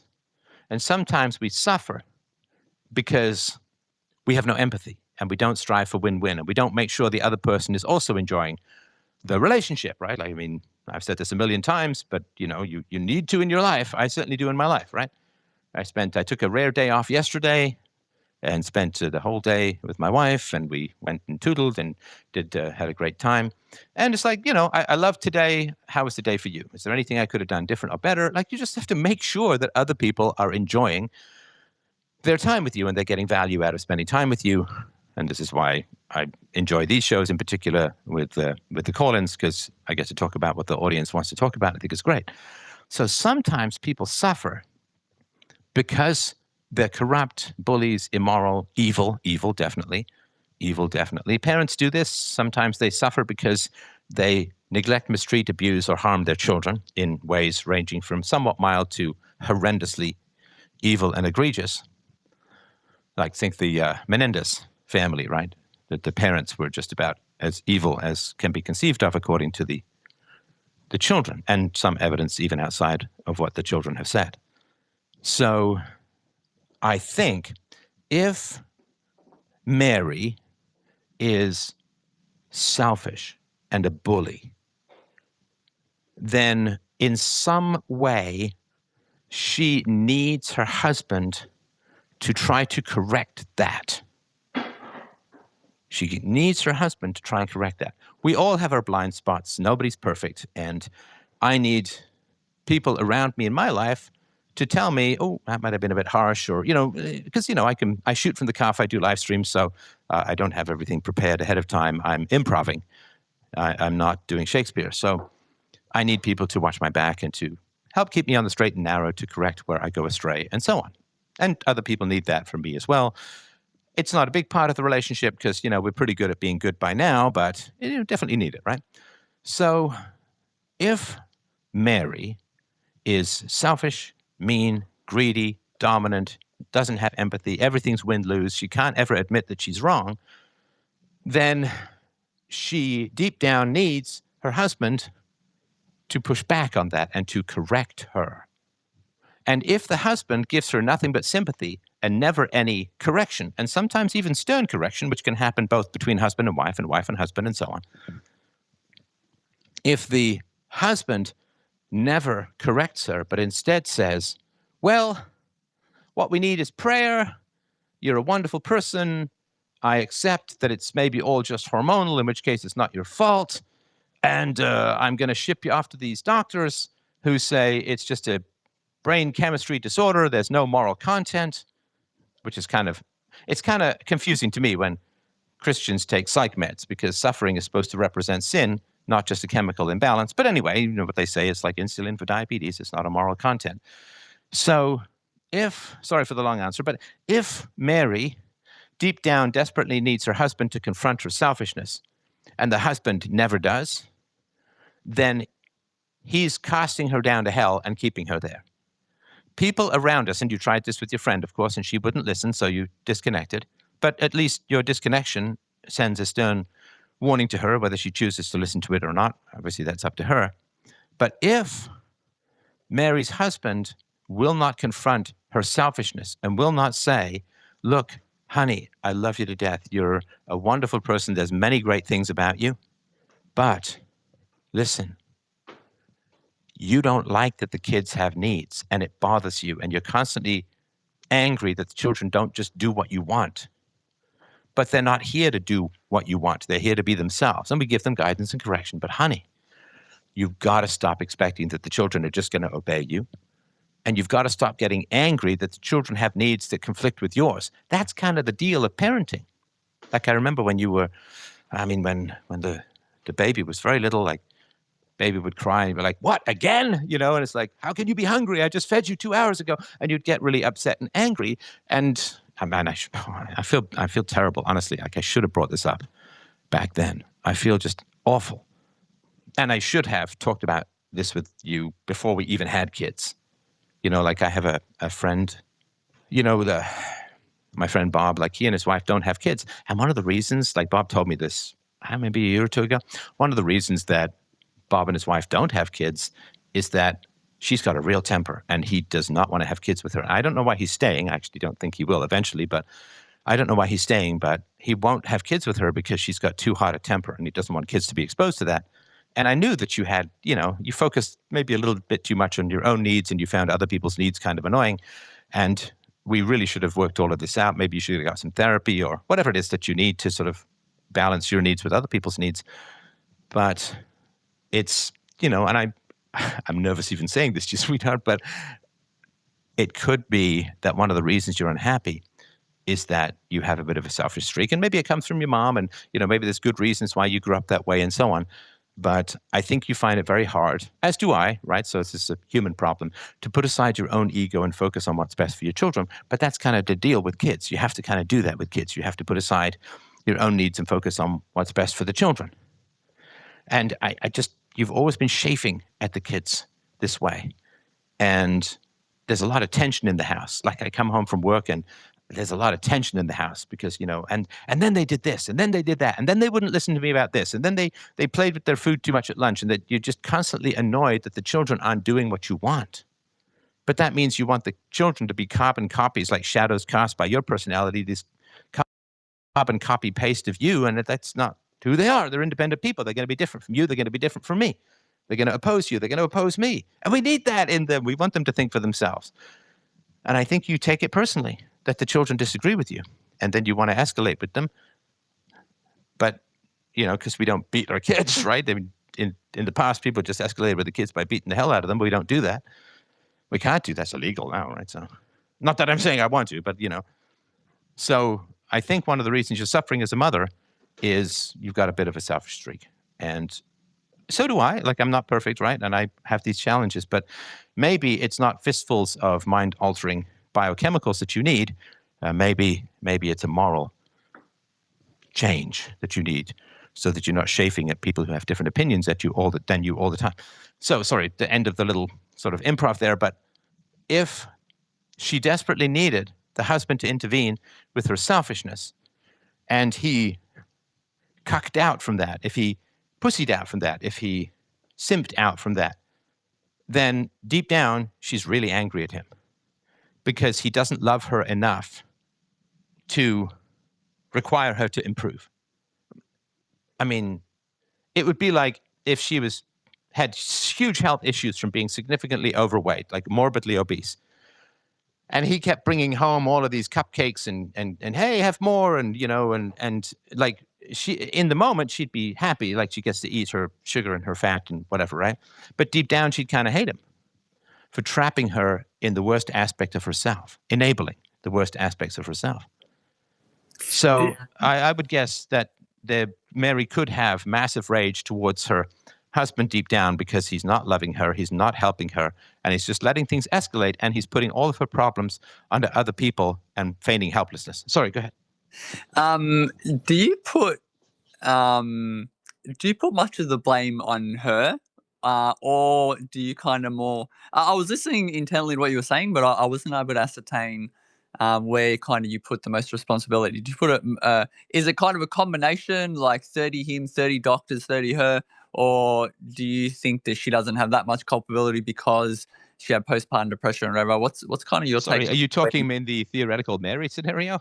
No. Sorry, I'm now talking about the actual case of the lady who murdered her children. So this is an interesting mechanic we've got going on here. Let me just jump out of the Q&A thing, right? So I think I'm providing some pretty good insights and potential answers, would you say? Yeah, 100%, especially as it relates to Mary, etc. 100%. I'm going to go back and listen to this. I've been really enjoying it. So yes, 100%. Okay. Now, as far as equal exchange of value, and I appreciate the questions, and I really appreciate the conversation, but let me just be a tiny bit of a nag here, perhaps completely unjustly, so I'll put that forward. How enjoyable do you think it is for me to provide what I think are some pretty great answers, to get no acknowledgement of the good answers, or very little, and then just to be peppered with more questions? I feel like it's just a treadmill here, like I'm not getting anywhere, because every time I provide an answer, I don't feel like we're building any particular solution. You're just like, okay, well, give me the percentage of a court case that we don't know about and that's still underway. Like, how can I possibly do that? So you just keep peppering me with questions, and I don't feel like I don't have the experience that we're really making progress because you just pepper me with more questions. And particularly questions like, well, what percentage morally should I assign the father, the mother, the doctors in a case which is still underway? How could I possibly answer that? This may have been an error on my part, and I let me say very clearly, I have the utmost respect for you, which is partly why I'm deferring to you to some degree. It's your show. I look up to you. I've been watching your videos for a long time, and I'm trying to kind of not get information from you, but I see you as someone who knows more about this topic than me, and it's your show, so I'm kind of wanting you to drive it. I maybe didn't gather or didn't understand that you wanted this to be an equal exchange. I consider that it's your show, so I'm here to kind of ask questions for you to answer. That was my interpretation. Am I reading it wrong? No, I mean, I did sort of at the beginning say, what are your thoughts? And it was more of a sort of conversation. Here's the thing, and I could be wrong about this, and this might be a particular experience to me, but I always want to be honest with people who call in, is that for me, it feels like a treadmill. For me, it feels like I've generated like half a dozen pretty fantastic answers. Like I just did a whole role play making up the conversation a husband should have with a selfish wife. I mean, kind of remarkable to pull that out of my armpit, so to speak. And so you ask me like, well, what could go on? Why would she be angry at her husband? And there's no, it's just next question, next question, next question. And so what happens is I get diminished pleasure from answering the questions if it's just next question, next question, next question, if that makes sense. Yeah, 100%. And like I said, this may have been a misreading because it's never clear. Like I run spaces and I go to other people's spaces. Spaces is kind of like what we're doing here with multiple people. And everyone kind of has again, I'm just being honest off the cuff. Some of the hosts, which I consider you the host, some of the hosts want you to ask some questions so that they can answer. The other hosts want you to talk more and they talk less. So I may have been reading it wrong. No. You're not, I'm sorry. Either I'm not communicating or you're not hearing. So it's not that you ask questions. You understand that's not the problem I have, right? Yes. Why don't you try? Let's try this Yeah. empathy exercise, right? And Of listen, course. empathizing with me doesn't mean that I'm right, just so you know, right? So what is it that I'm raising as an issue? If I can try to steel man your position, again, this is a genuine attempt. I'm just, bombarding you with questions, and you are giving a lot of answers, but you're not getting much in return from me. And you'd prefer this to be an equal exchange rather than me just quote unquote interrogating you or something to that effect. That's what I'm getting from what you said. Is that how close is that? No, it's not that. It's not the opposite of that. So it is that the answer. Let's just say. So the answer that I gave as to why a woman might be angry at her husband outside of a religious context, why? Because your question was, why would a woman outside of killing my kids because only I could love them and they're right. So why would a woman kill her kids and this would be highly negative for her husband and so on? So you had a question about that, right? Yeah. With respect, again, just to be completely direct, and you gave everything you said made perfect sense, but you kind of answered a question that I didn't ask. I didn't ask why, and not that I'm running the show. I'm just saying that I didn't ask why she would be angry at her husband. My question was, what sense does it make if someone has a premeditated attempt to take their own life? What sense does it make to also take the life of your kids? Because your answer earlier was, which I was feeding off, that people don't want to fail, so they rather than give up their kids, they take the lives of their kids. And to build on that, I said, well, in a lot of these cases, there's a suicide. So what sense does it make if a woman has a premeditated knowledge that she's going to take her own life? Why would she also take the life of the kids? Because this doesn't change any difference to her status or not. She's going to be dead.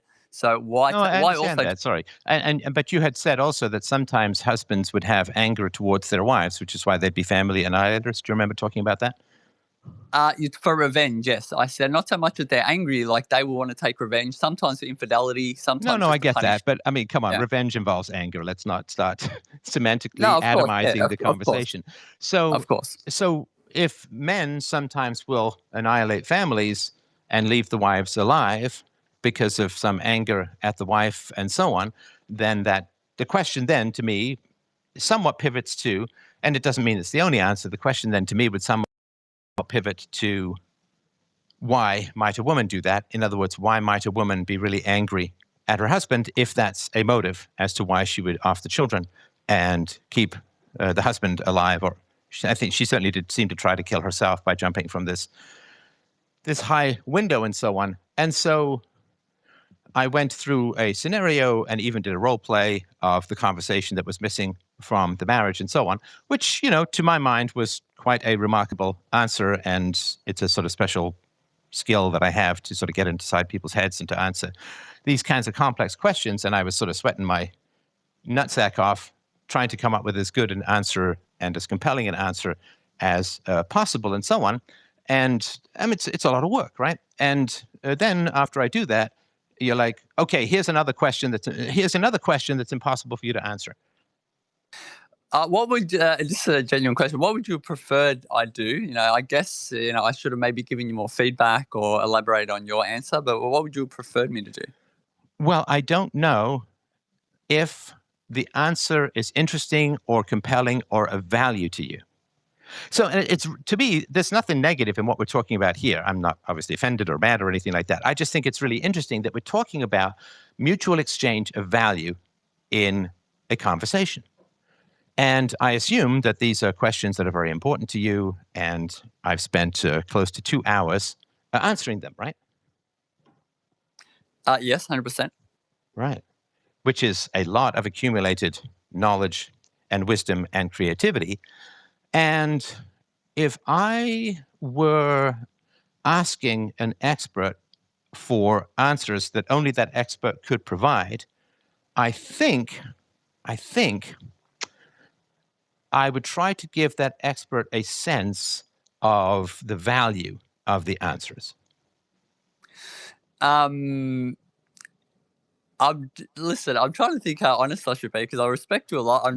Be honest. Listen, if I'm totally wrong, if I'm being a dick, obviously just let me know.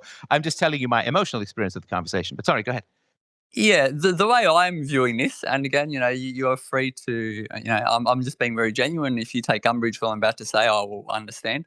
But the way I'm viewing this is, when I'm in your position and I run the shows, obviously I run shows on Spaces. It's, again, I have a lot of respect for you. I've been following your work for a long time. What I do Okay, is I'm sorry. Yeah. Just for the interest of sanity and efficiency, please stop repeating all the things that you've said at least half a dozen times before. Just get to the core. Absolutely. No, it's more for myself so I can continue to train of thought, but I understand.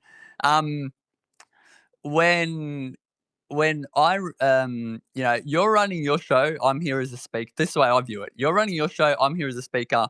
I'm asking you questions that I'm interested in order for you to explain them and create a good show for yourself. Like, I'm not here in a capacity that I'm paying, you're paying me money or I'm paying you money and I expect something in return. I'm here asking questions, you're answering the questions, and the benefit that I can gather is that you're making a show. That's why you have speakers. So this added extra where you also, want me to give feedback and expect me to say, oh, very well done, Stefan. This is very impressive. This is confusing to me because the benefit you're getting is running the show. You're getting speakers. And I think you're getting good questions. I was not aware that there was also the added kind of requirement that I must say, Stefan, this is brilliant. Well done, et cetera, et cetera. Like, I thought I did. I'll go back and listen if I'm wrong.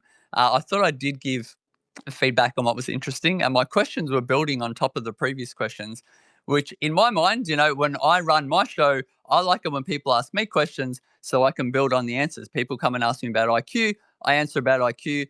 I don't remember a single time when I've hosted a show and said to someone, hey, I just gave you an amazing answer on IQ and you didn't even acknowledge how amazing it was or anything like that. Like, that's not how I do it. That's why I'm a bit surprised at your reaction. So, I mean, it's all recorded. I'll go back and listen.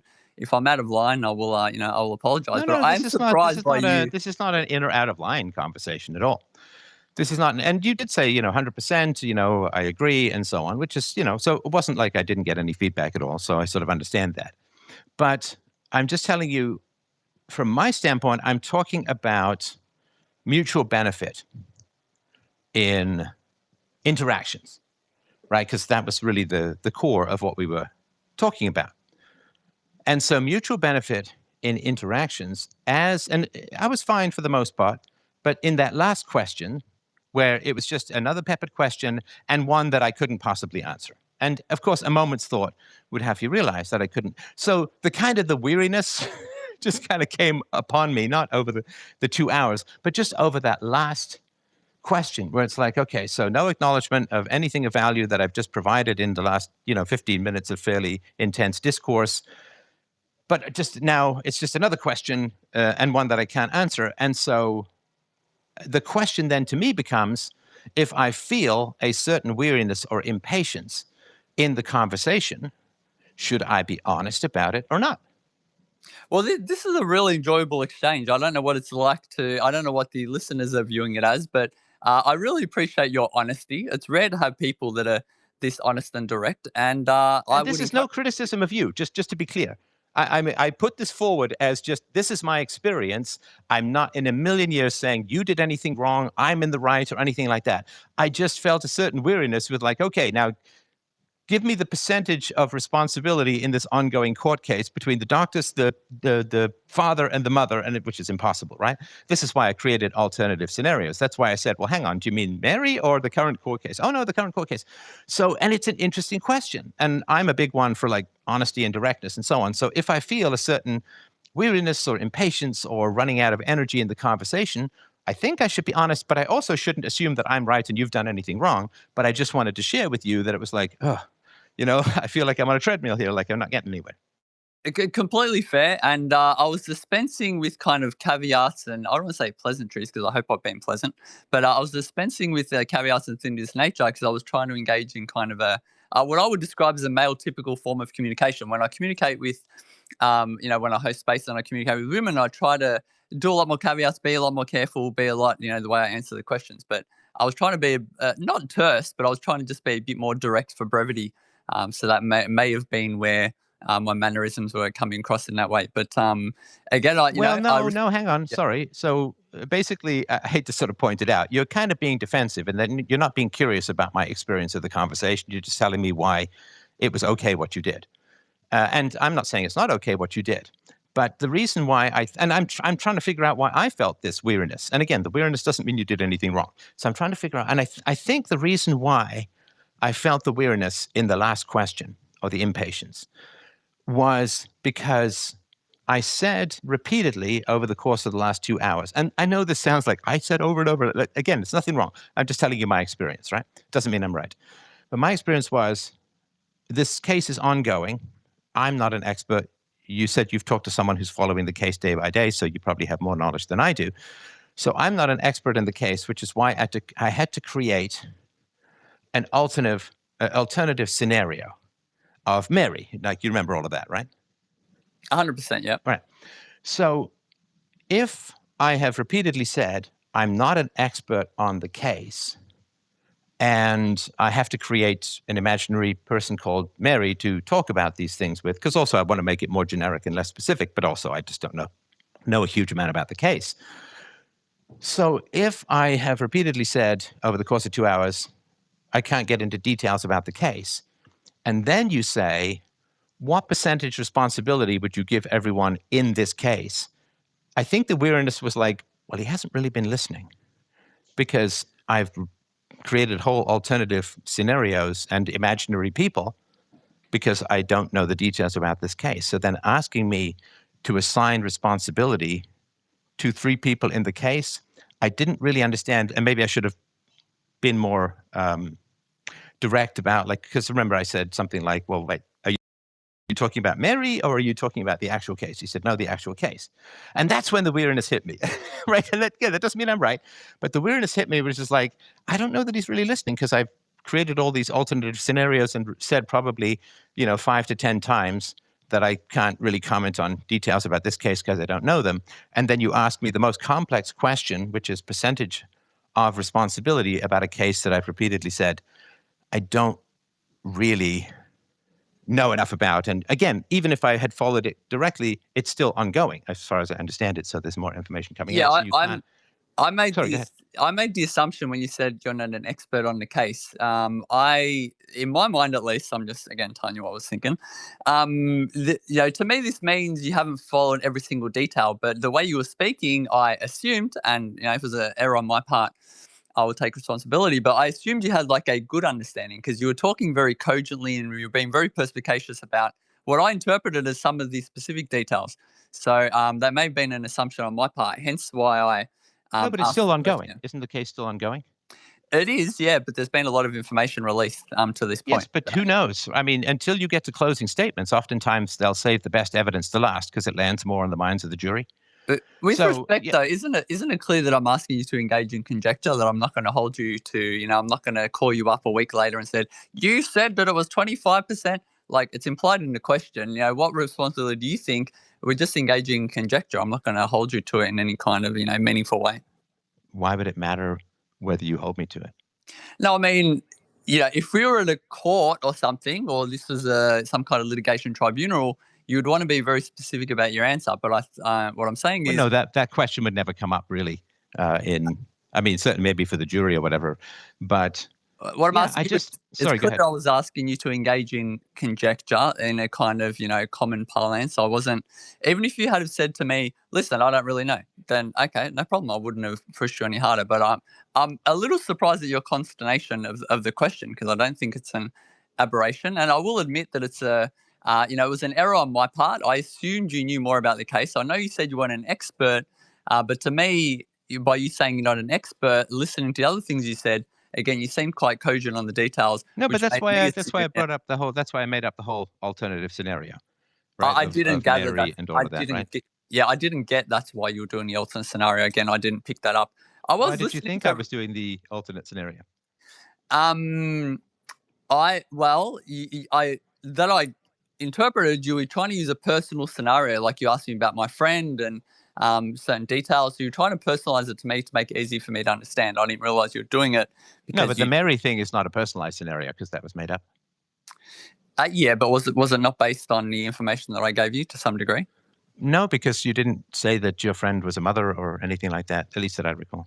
No problem. Well, I may have misinterpreted what you were saying, so it may Okay. have been an Well, error on and my. that's why I think it's important for me to never say that I'm right. So I felt a certain just weariness and lack of desire to continue, and I kind of wanted to be honest about that again without criticizing. But it sounds like, from your perception, that I'm in the wrong to have those emotions, which maybe that's true or not. But it doesn't sound like we're having any particular curiosity. Like you're not asking me any questions, so tell me more. When did it happen, or what was it like for you? Or anything like that. I think what I'm experiencing is that you're telling me that you did everything right and the way you run your shows is you don't expect that kind of feedback or anything like that, and that's totally fine. I'm just telling you that was my experience, and again, it was without any criticism of you. But Yeah, it yeah. sounds like you're telling me that what you did was right, and my experience doesn't make much sense. That's certainly not what I mean. I certainly can't help the way it's being interpreted, and I'm not doing some facetious like whatever you think. I'm not doing that. I mean, I'm just explaining how I interpret it, and I'm not assigning any blame to you or how you're running the show or anything like that. I'm just saying I'm saying what my intentions were and how I was interpreting the things that you were saying. I was interpreting that you had more knowledge about the case than you've just admitted that you had. And I've just said that was like could have been an error on my part. I'm not making any criticisms, implied or indirect or otherwise, that you're running the show badly. You've had a bad reaction. I am just, I'm giving my interpretation of it, what I was thinking, what was No, going you're on in being my life look, at the time. you're being defensive. And I don't mean that in any negative way. We're all that way. I'm telling you that after talking with you for 2 hours, I felt a wave of weariness and discontent. And that's just information. And again, you're right. Like very few people will share that with each other. And certainly if they do share that with each other, it's usually with oh, you just never listen and you don't give me any feedback and you don't even understand the basics of my theoretical. And I don't mean that at all. And it's interesting because seeing this play out in real time, I think is really interesting for the listeners in that I felt a weariness and a lack of desire to continue the conversation. And I've been doing this for 21 years, and it's not super common. It does sometimes happen, but it's not super common. And again, it's nothing wrong with anything you did or anything like that. So it's really interesting, because everyone says, be honest, right? And I've got a whole book about this called Real-Time Relationships, right? So I was honest about, like, I had this feeling, and, I think I know why, I'm not entirely sure, and so on. And when someone has I would say it was not a positive feeling, but again, it's not critical of you. It could be entirely my own whatever issues that would cause it. But my suggestion, and this is to you, to everyone, and it's something I need to remind myself about too, of course, as well, is that if somebody has some kind of negative experience around you, not necessarily because of you, but around you, I mean, the first impulse is to say, there's no reason for you to have that negative experience. I didn't really do anything negative, right? And that's a perfectly natural impulse. We all have it. My suggestion is, though, and I think where the really productive conversations happen, is if someone has a negative experience of me, rather than justify that I did something right and that that their negative experience was negative or whatever it is, or then the three most important words in any relationship is, and by the way, like, I really appreciate the conversation. You're absolutely welcome back anytime. It's a great conversation. And I think this part is even more important because we don't know child annihilators, but we do have the question or challenge of honesty in our relationships.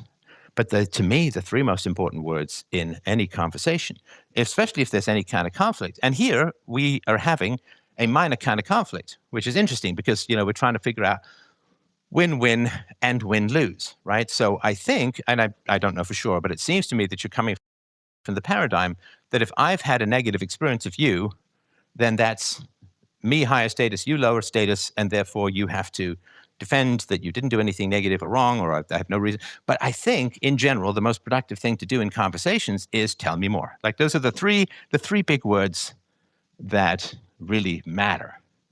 It's great advice. Tell me more. It is great advice, and I believe it or not, I will take it on board. I just want to. But you didn't today. Well, yeah. Well, you didn't today. This you is the didn't first say, time. "Oh, Steph, I have a lot of respect for you. You had a negative experience of our conversation. Tell me more." You jumped straight into, "I did nothing wrong, and Steph, maybe you're being a bit needy," or something like that. No, with respect. Yeah, a little bit. Yeah, okay. I listened really well. A little bit. Okay. A little bit. I run these shows, and I don't expect people to praise me when I give them a good answer, right? So this is kind of framing me as sort of needy and things like that. And again, it's not the end of the world or anything like that. Still really enjoy the conversation. But I think what's interesting, we had a whole 2-hour conversation about win-lose, and then we had a disagreement at the end, and my invitation, right? This is just annoying, naggy, whatever reminder stuff, is that if someone has, and it was a very mild negative experience. It was just like, oh, I don't really want to, like, why am I not feeling a need or urge to continue? And I don't just wave away my feelings, and I certainly don't want you to wave away your feelings. I think they're usually pretty important and helpful. But if I say, I had sort of a negative experience, and I don't really want to continue answering questions, that's interesting, right? And the interesting thing is to try and figure out what's going on. And the moment that we start justifying, and there was a couple of digs there, and I'm not saying they were conscious, then it does become win-lose. In other words, either my feelings are valid and you've been somehow negative, or my feelings are invalid and I'm expecting mad praise all the time, and that, like, so that we actually just had a very interesting example of how a difference of opinion can metastasize into a win-lose situation. And my suggestion again to you, to the listeners, and this is all very advanced stuff, and I'm not perfect at it either, please understand that, so I'm still working on it, but is that curiosity is the opposite of win-lose. And so we were having a lot of conversations, a great conversation, and I think this is the best part of the conversation because I love the meaty stuff right in the heart of interactions, especially in real time. But I had a negative interaction or a negative experience, and I very clearly said, doesn't mean you're wrong, I could be totally wrong or whatever, right? But I think to unpack the negative experience is really interesting, rather than say, well, here's all the reasons why you shouldn't have been having a negative experience. That is kind of a win-lose situation. The win-win, I think, is open curiosity. And I was listening to what you're saying, but I'm stuck on two things that you mentioned earlier. If you'll allow me, and if you'd rather not, that's fine. The way I'm interpreting this is you asked me what you asked me what I was thinking or what did I mean or whatever. I explained myself, and then you framed it as me being defensive. If you ask me to explain myself, I explain how I'm feeling. It's a little unfair to then say, well, you're being defensive. In addition, if you allow me, I don't think at any point I said directly, or I didn't even imply that you had done anything wrong. So earlier you said, Oh yeah, you that did. I was Yeah. No, implying. absolutely. No, you did. You did. And again, I'm not What did I not imply? saying You did something no. wrong. See, Be specific. you just have to go back and listen to it because I don't get involved in the conversations of, this is what you did. No, I didn't. Well, this is what you meant. No, I didn't mean that. If you interpreted that, like, I just don't get involved in that. And But you're if making the somebody claim. says You're to me, making the "Look, claim. I run shows and I give great questions, I give great answers on IQ, and I don't expect people to praise me for those answers and so on." So that is saying that it's sort of framing me as sort of needy No, and it's not. No, it's not. I okay. was just. See, this is I, why it's not though. hang on, It's not. See, this is why we can't have this part of the conversation because I'm telling you what my experience is, and you say, no, it's not. No, Right? you're making a definitive statement. You're not talking about your experience. You're saying that what I did was X, which is a definitive statement. You're not saying you felt X, Y, Z, which is completely different. Well, okay. Just what you said was that you wouldn't expect mad praise from giving a good answer, as if that was my only issue. And of course, anybody who says, well, I expect people to give me mad praise every time I'm open my mouth and give an answer, I think that would be kind of needy and negative, right? I actually said I don't. Not that I wouldn't. I said that I don't because I don't. When I run those shows, I don't expect. That's not a dig at you. This is just, it was in response to the claims that you were making. I was responding to your experience with my experience. It wasn't a dig at you. And the recording's there. People can decide for themselves. I'll go back and listen as well. And if I'm wrong, again, I will Sure. reframe. And so what people need to do, and I think this is a very interesting conflict. What people need to do is go back and say, look, I was honest about sort of my experiences and why I thought that might be happening. And was our good friend Hitchlap curious about my experiences? And I never asked you to explain yourself that I can recall.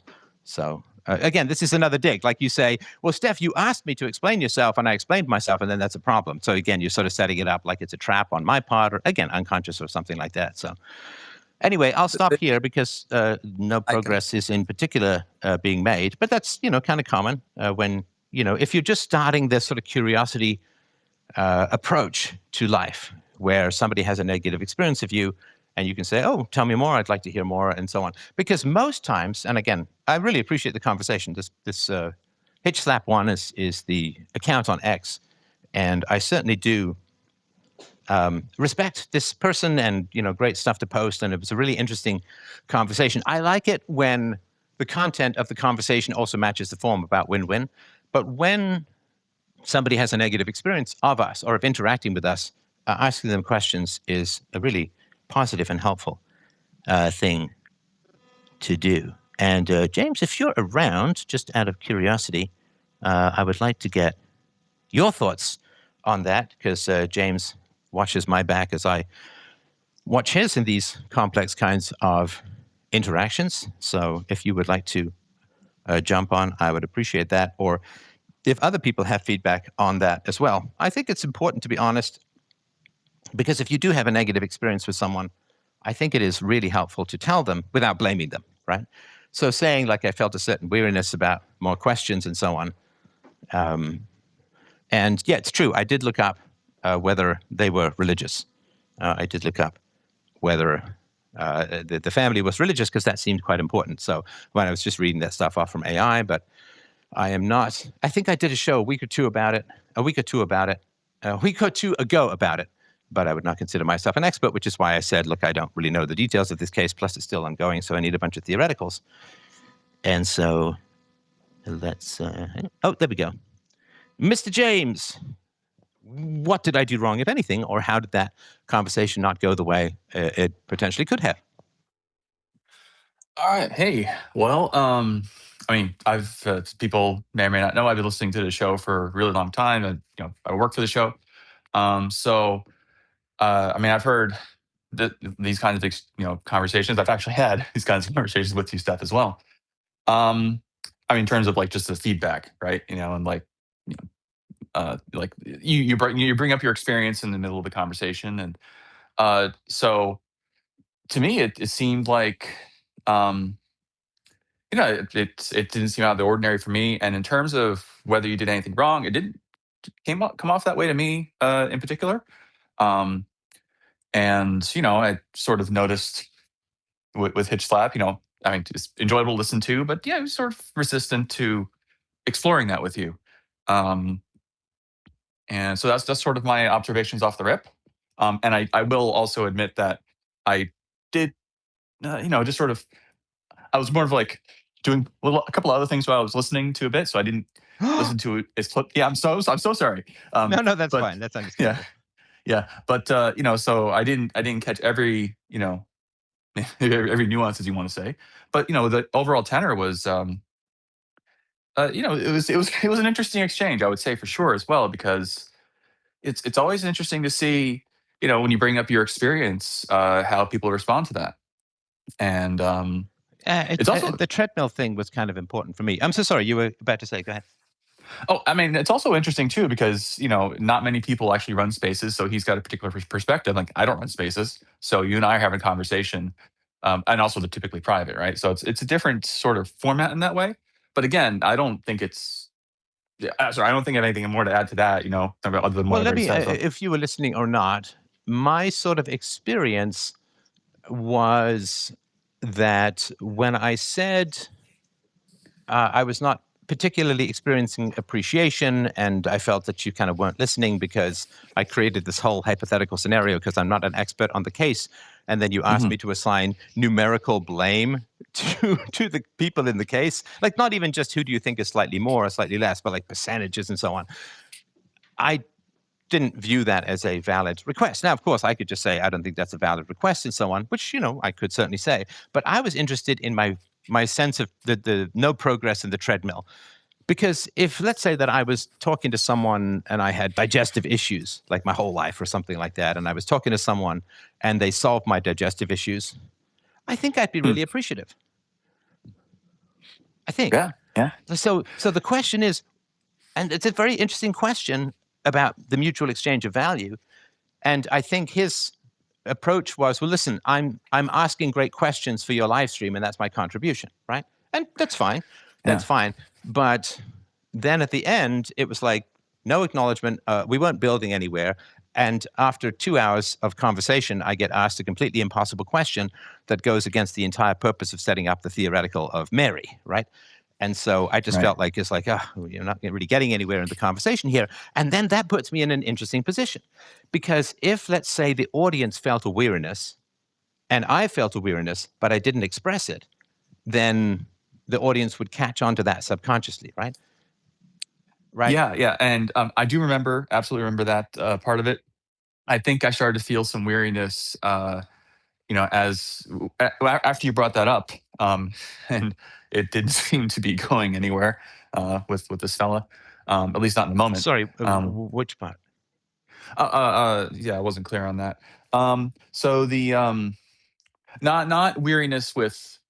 I was feeling some weariness with after you brought up your experience of the treadmill, and after you asked this impossible question. Like, when do the questions end?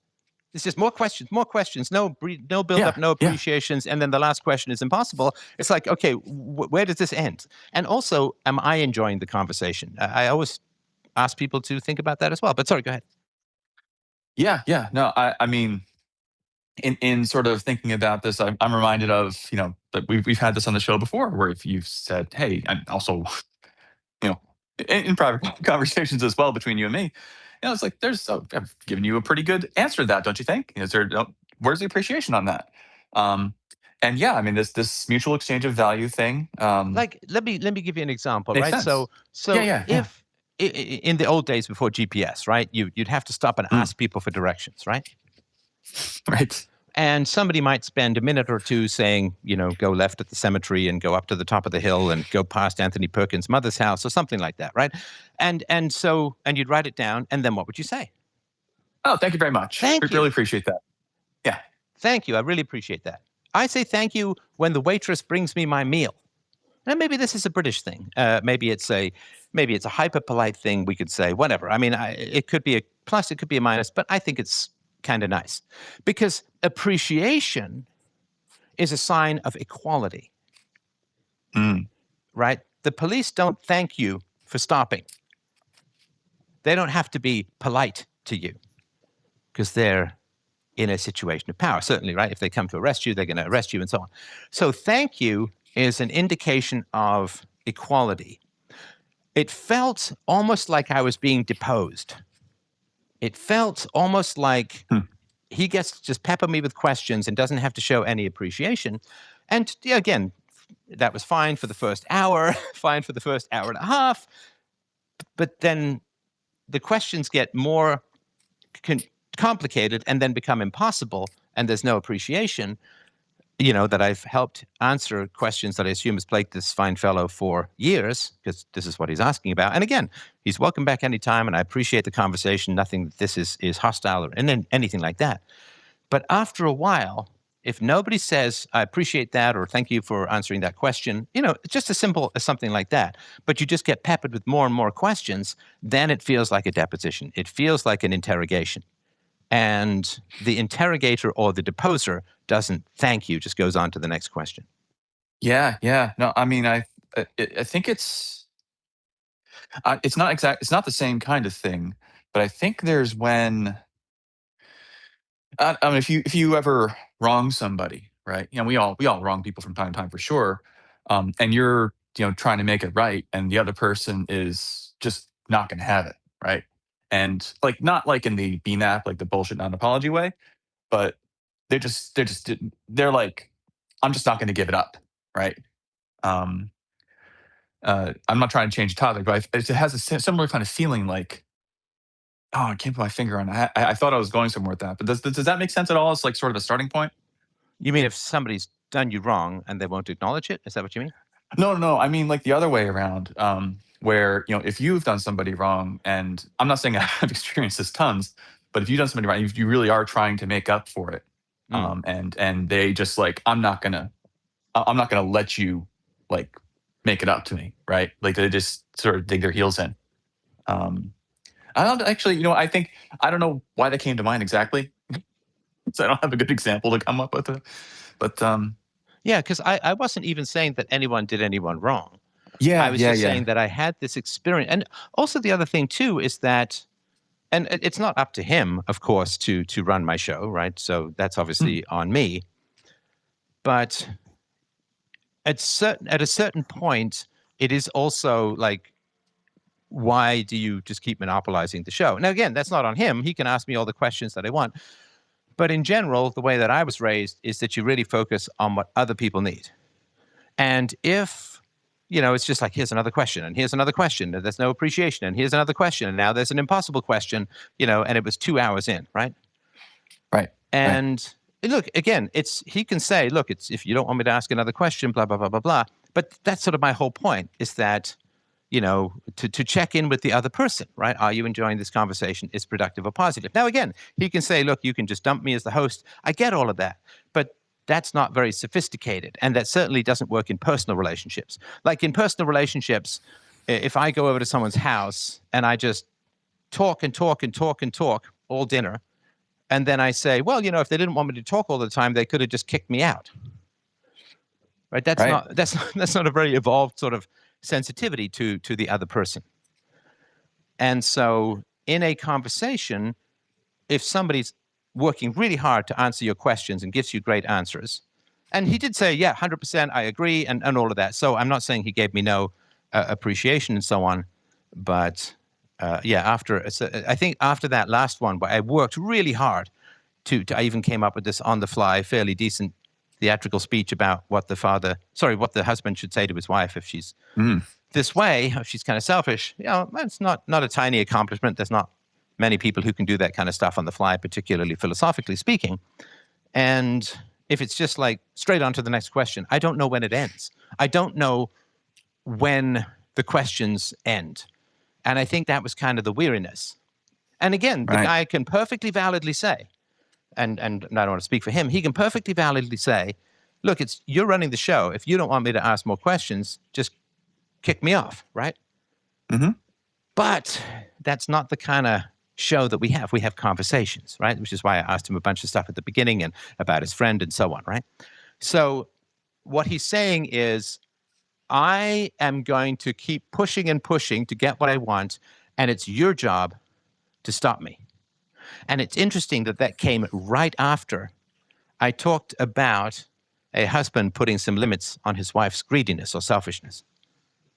That's So a I would say, really good, interesting insight there. Yeah. And deep down at the unconscious level, right, I'm talking about a husband putting limits on the greed and selfishness of his wife, and then he just starts peppering me with more impossible questions. I think that was this is why, to me, this stuff is really interesting to talk about at a very deep level, because I think, and I hate to say triggered because it's kind of insulting and all of that, but I would say that there was probably a deep response when I made that speech. Maybe it's his mother or something in his past or something like that, because that's why curiosity is so fascinating. And listen, it could be entirely, look, I had a mother who talked and talked and talked. So the flip side is it could be entirely my issue. Like I had a mother who just talked and talked and talked. Now, I know I was doing most of the talking, but I had a mother who would just pepper me with questions, and I could never satisfy her with the answers, and there were always more questions, and it was, just kind of disorienting and so on. And so it could be entirely my issue, which is why I didn't blame him. But the curiosity about, okay, what happened right before and what did you feel? My experience was that I pointed out a certain weariness in the conversation, and my experience was, and again, this is where other people's validation is important. And I thought it might be interesting, so we've got a little bit more time here. I thought it might be interesting. Let's open up to other people, because again, I'd love to get feedback on this. So we're bringing everyone in, and if my experience was that he was a bit startled by me having a negative experience, and I think he felt, in a sense, put down, and therefore he needed to respond by taking some sideways digs at me. And I'm not saying it was conscious or malevolent or nasty or bad, but that was sort of my experience. And so other people, sorry to dominate the conversation with this request, but if you guys could tell me what your experience was of the last part of that conversation, or the later half of that. If people want to unmute, just chime in. I felt... Oh, sorry. No, let's let the lady go ahead sometimes. Ladies are always like, sorry, you go ahead. So go ahead, my dear. Thank you. Yeah, so I didn't hear the very, very beginning, but I heard, I think, most of the relevant conversation. And what struck me was that when he said, Hitchlap said that he couldn't imagine, like, why a mother would also kill the children. And he's obviously an intelligent man. And then you come up with this long explanation, and he doesn't acknowledge that you've answered this question, which he couldn't conceive of. Yeah, that seemed to me a little bit strange.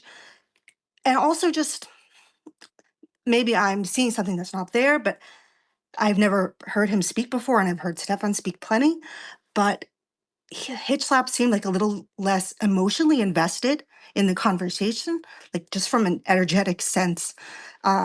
So yeah, that's just, and I did get the defensiveness when he came in later, so. Sorry, what do you mean by emotionally invested? I'm not disagreeing with you. I just want to make sure I know what you mean. So when you're talking to people, it sounds like I can tell that you're really listening and hearing what people are trying to convey to you.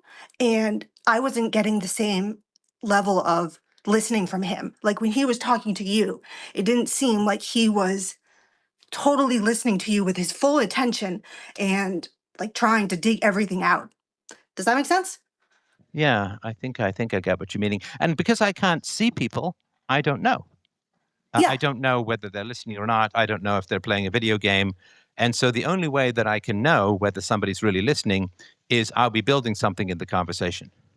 Like if I'm planning a trip with my wife and we say, well, we'll go here, then we'll go there, then we're kind of building an itinerary, we're building a destination or something like that. I like to get the sense that I'm building something in people in the conversation. And if I'm just getting peppered with more questions with no sense of progress, I do feel a certain amount of weariness. And again, I'm not saying that's right or wrong, but that's sort of my experience. Yeah, that's all I had to say. Bye. I think I listen to both of you. So I've been in Hitchlap spaces. I've been in your space. I've been listening to you for years. I think he was trying to shoehorn his style of how he does spaces into your space, not recognizing that you have completely different ways of running spaces. You synthesize, you build Whereas that's what the nature of his show is, just peppering questions.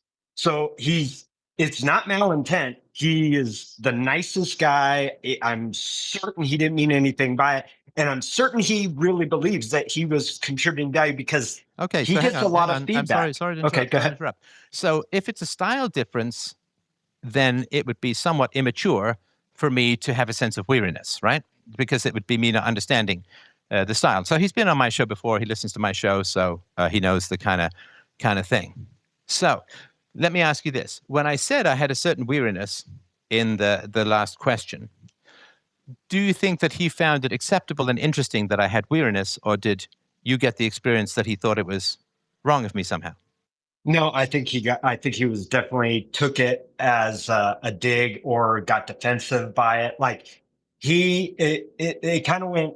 I loved actually where it went after that because I feel like there was a lot of value in that last part of the conversation. But I do feel like it kind of derailed him a little bit because he got defensive and now wanted to justify his method. And I don't think it was intentional, but in justifying his method, he's demeaning your method or devaluing your approach. It's really tough to be honest in the moment. Like I think we all experience that, right? So if I have a negative experience of someone, particularly in a live stream, I don't know how they're going to react to it, right? It's a vulnerable thing to be negative, or to express a negative thing, especially because I'm not doing it in any kind of self-righteous way. Like I had this negative experience. I don't really know why. It could be this, it could be that. And so it's kind of vulnerable. And it's really interesting to see how people deal with vulnerability. Most times, especially if you have a negative experience with someone and you're vulnerable by talking about it, most times people do not respond to that vulnerability with much curiosity. Instead, there's sort of a defensiveness. There's usually a leveling up, like they feel put down, and therefore they need to level up and say that you're wrong. I think there was a little bit of that happening.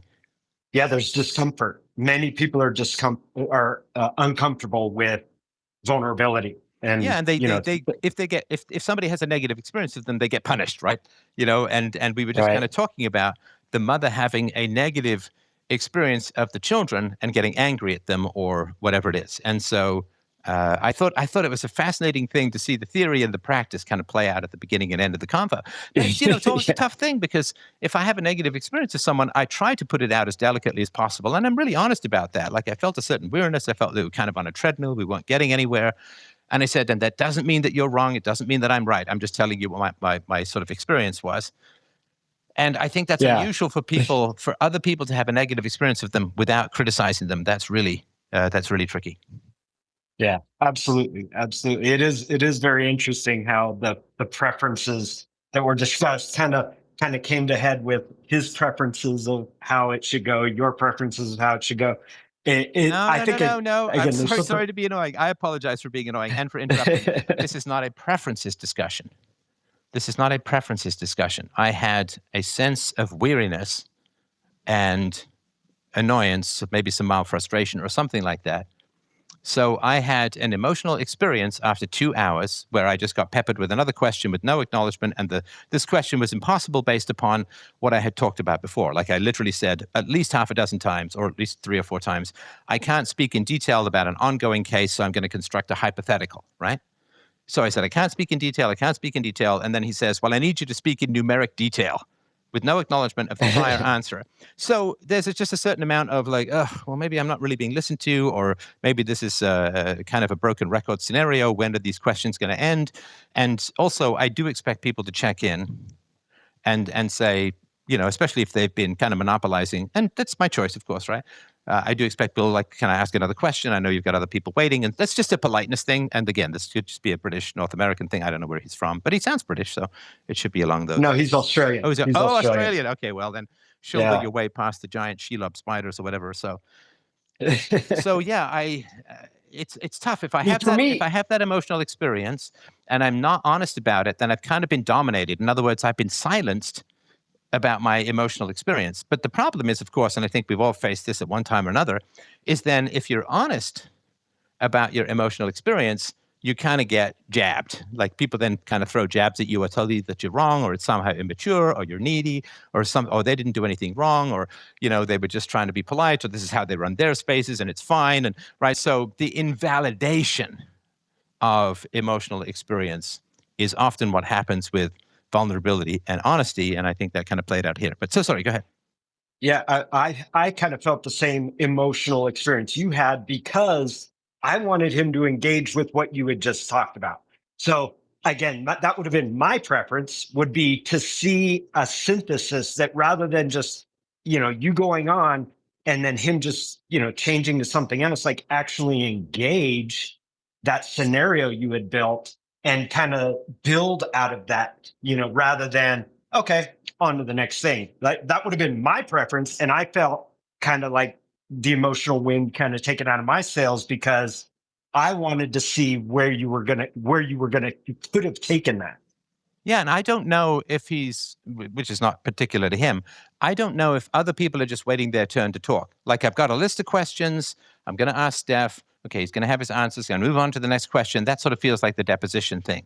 And it's not that people have to obviously say, wow, what a great answer. You're such a brilliant guy, blah, blah, blah. I don't mean that at all. I mean, he could say, I don't agree with this because this or that, the other, but I was listening carefully and but to simply move on after you've sort of pour heart and soul out to answer someone's question, to just sort of move on, particularly to a question that goes against everything that I've said in the prior 2 hours, just felt kind of wearying, if that makes sense. Yeah, like I don't even know absolutely. I feel you. I empathize.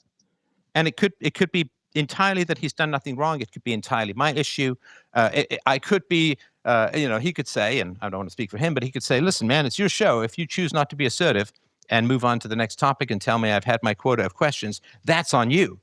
And it's like, well, but I think part of being in relationships is not relying on the other person to set up reasonable boundaries, but also to have your own, right? It's like, it's sort of saying to your girlfriend, hey man, if you let me out of your sight, I can cheat. If you don't want me to cheat, you're the one who has to enforce it. You're the one who has to stay on me all the time about it. And it's like, aren't you supposed to have some sort of internal standards despite being Australian? I'm just kidding. I like the Australians. All right. Anybody else want to toss in? And again, I'm happy if there's things that I could have done different or better. I'd be certainly. Yeah, I'd like to have a little say if you don't mind. Yeah, please. Another Brit. Just listening to you, I didn't really get a chance to listen to the conversation there, but you're saying you seem to be looking for praise. That's the way it seemed to be to me at the end of it. And then you're saying, and he was saying, when actually, did he actually say that? Because I've noticed a lot of people, when we're talking about psychology and debating and all these type of things, there is a lot of people say, and he's trying to say, or he said, when actually that's not what happened. I don't know whether he did or not, but in your own heart, can you see that maybe he didn't say all those things because you said it quite a lot. He was saying, when I'm not sure if he was. But anyway, that's another thing. Let me just have a look here. And maybe this should be an awareness of when you're saying how he should react. He's got a totally and utterly different personality. Everybody has. And you don't know how he should react. Okay, Just let me finish. I'm not going to then I'm off then. Okay, bye. I'm not going to let you finish because this is not just a personality structure difference. I deal with lots of different personalities all the time. So I'm not going to let someone go, like, would you just have different personality? I don't get wearied by different personality styles. I literally started off the show by saying my wife is very feminine and I'm very masculine. And so I'm very happy with different personality styles. James and I have different personality styles about things. So just the idea that this conflict came about because of different personality styles is not valid or true. And again, that's just saying it's a sort of intolerance for me with different personality styles and so on. Again, this is just more digs and it's not curiosity, right? Because the curiosity would be to me to say, Steph, do you think that this could come about because of different personality styles as opposed to this conflict was because of different personality styles? That is not curiosity, and I just don't want to entertain that. All right. I have another call in shortly, but if anybody else wants to give the closing comments, sorry, go ahead. Yeah, I would say I certainly understand your position and how you felt. I would say that perhaps sometimes the callers, we may make the mistake. I think I have made the mistake with you in the past where if we have sort of a burning question that's on our minds and we call in and ask you the question or a question, and if we've listened to you for a very long time, you have a way of answering questions coherently on the fly, and you almost come across as godlike in always having an answer. So when you didn't give an answer, he just kept asking. He sort of had like a tunnel vision. He was just going to keep asking and keep asking because it's just something that was dear to him. And he just figured you would have the answer. He just tried to milk it out of you eventually. So I think, he seems like I've heard him before. I think once he goes back on and listens to the show again, he'll realize where he went wrong and, things will move Well, on I don't, smoothly and I moving appreciate forward. that. It's a great perspective, and I really do appreciate that.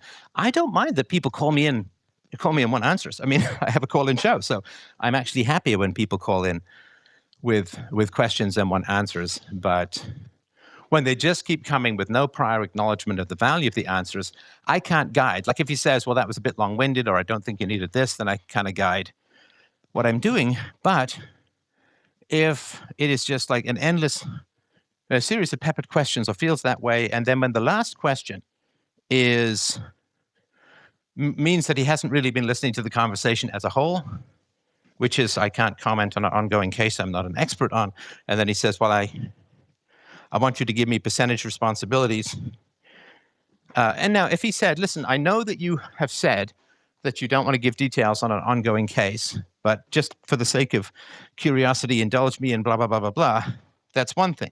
Then at least that's an acknowledgement of something that has been said before. But when people sort of plow on with no particular indication of stuff that's been said before. Now, of course, I'm going to, I also know this is always the case. I just want to sort of point this out before I close the show off. And I really do appreciate everyone's conversation. And I really do appreciate Hitch Slap. Of course, if you listen to this later, I really do appreciate the conversation as a whole. I thought it was really interesting. Now, of course, the next thing is that the trolls are all going to say, oh, so yeah, beware, man. If you call into Steph's show and you don't call him a genius every time he opens his mouth, he's just going to shred you, right? Because that's what sort of people do with this kind of stuff. But nonetheless, I will commit to being honest in the world and show people the value of it. And I think it's always worth being honest and seeing how things play out from there. So, all right. Well, thanks, everyone. I'm sorry I've got a call-in show, so I've got to skedaddle over. But I really, really appreciate it. I love these kinds of conversations. And the fact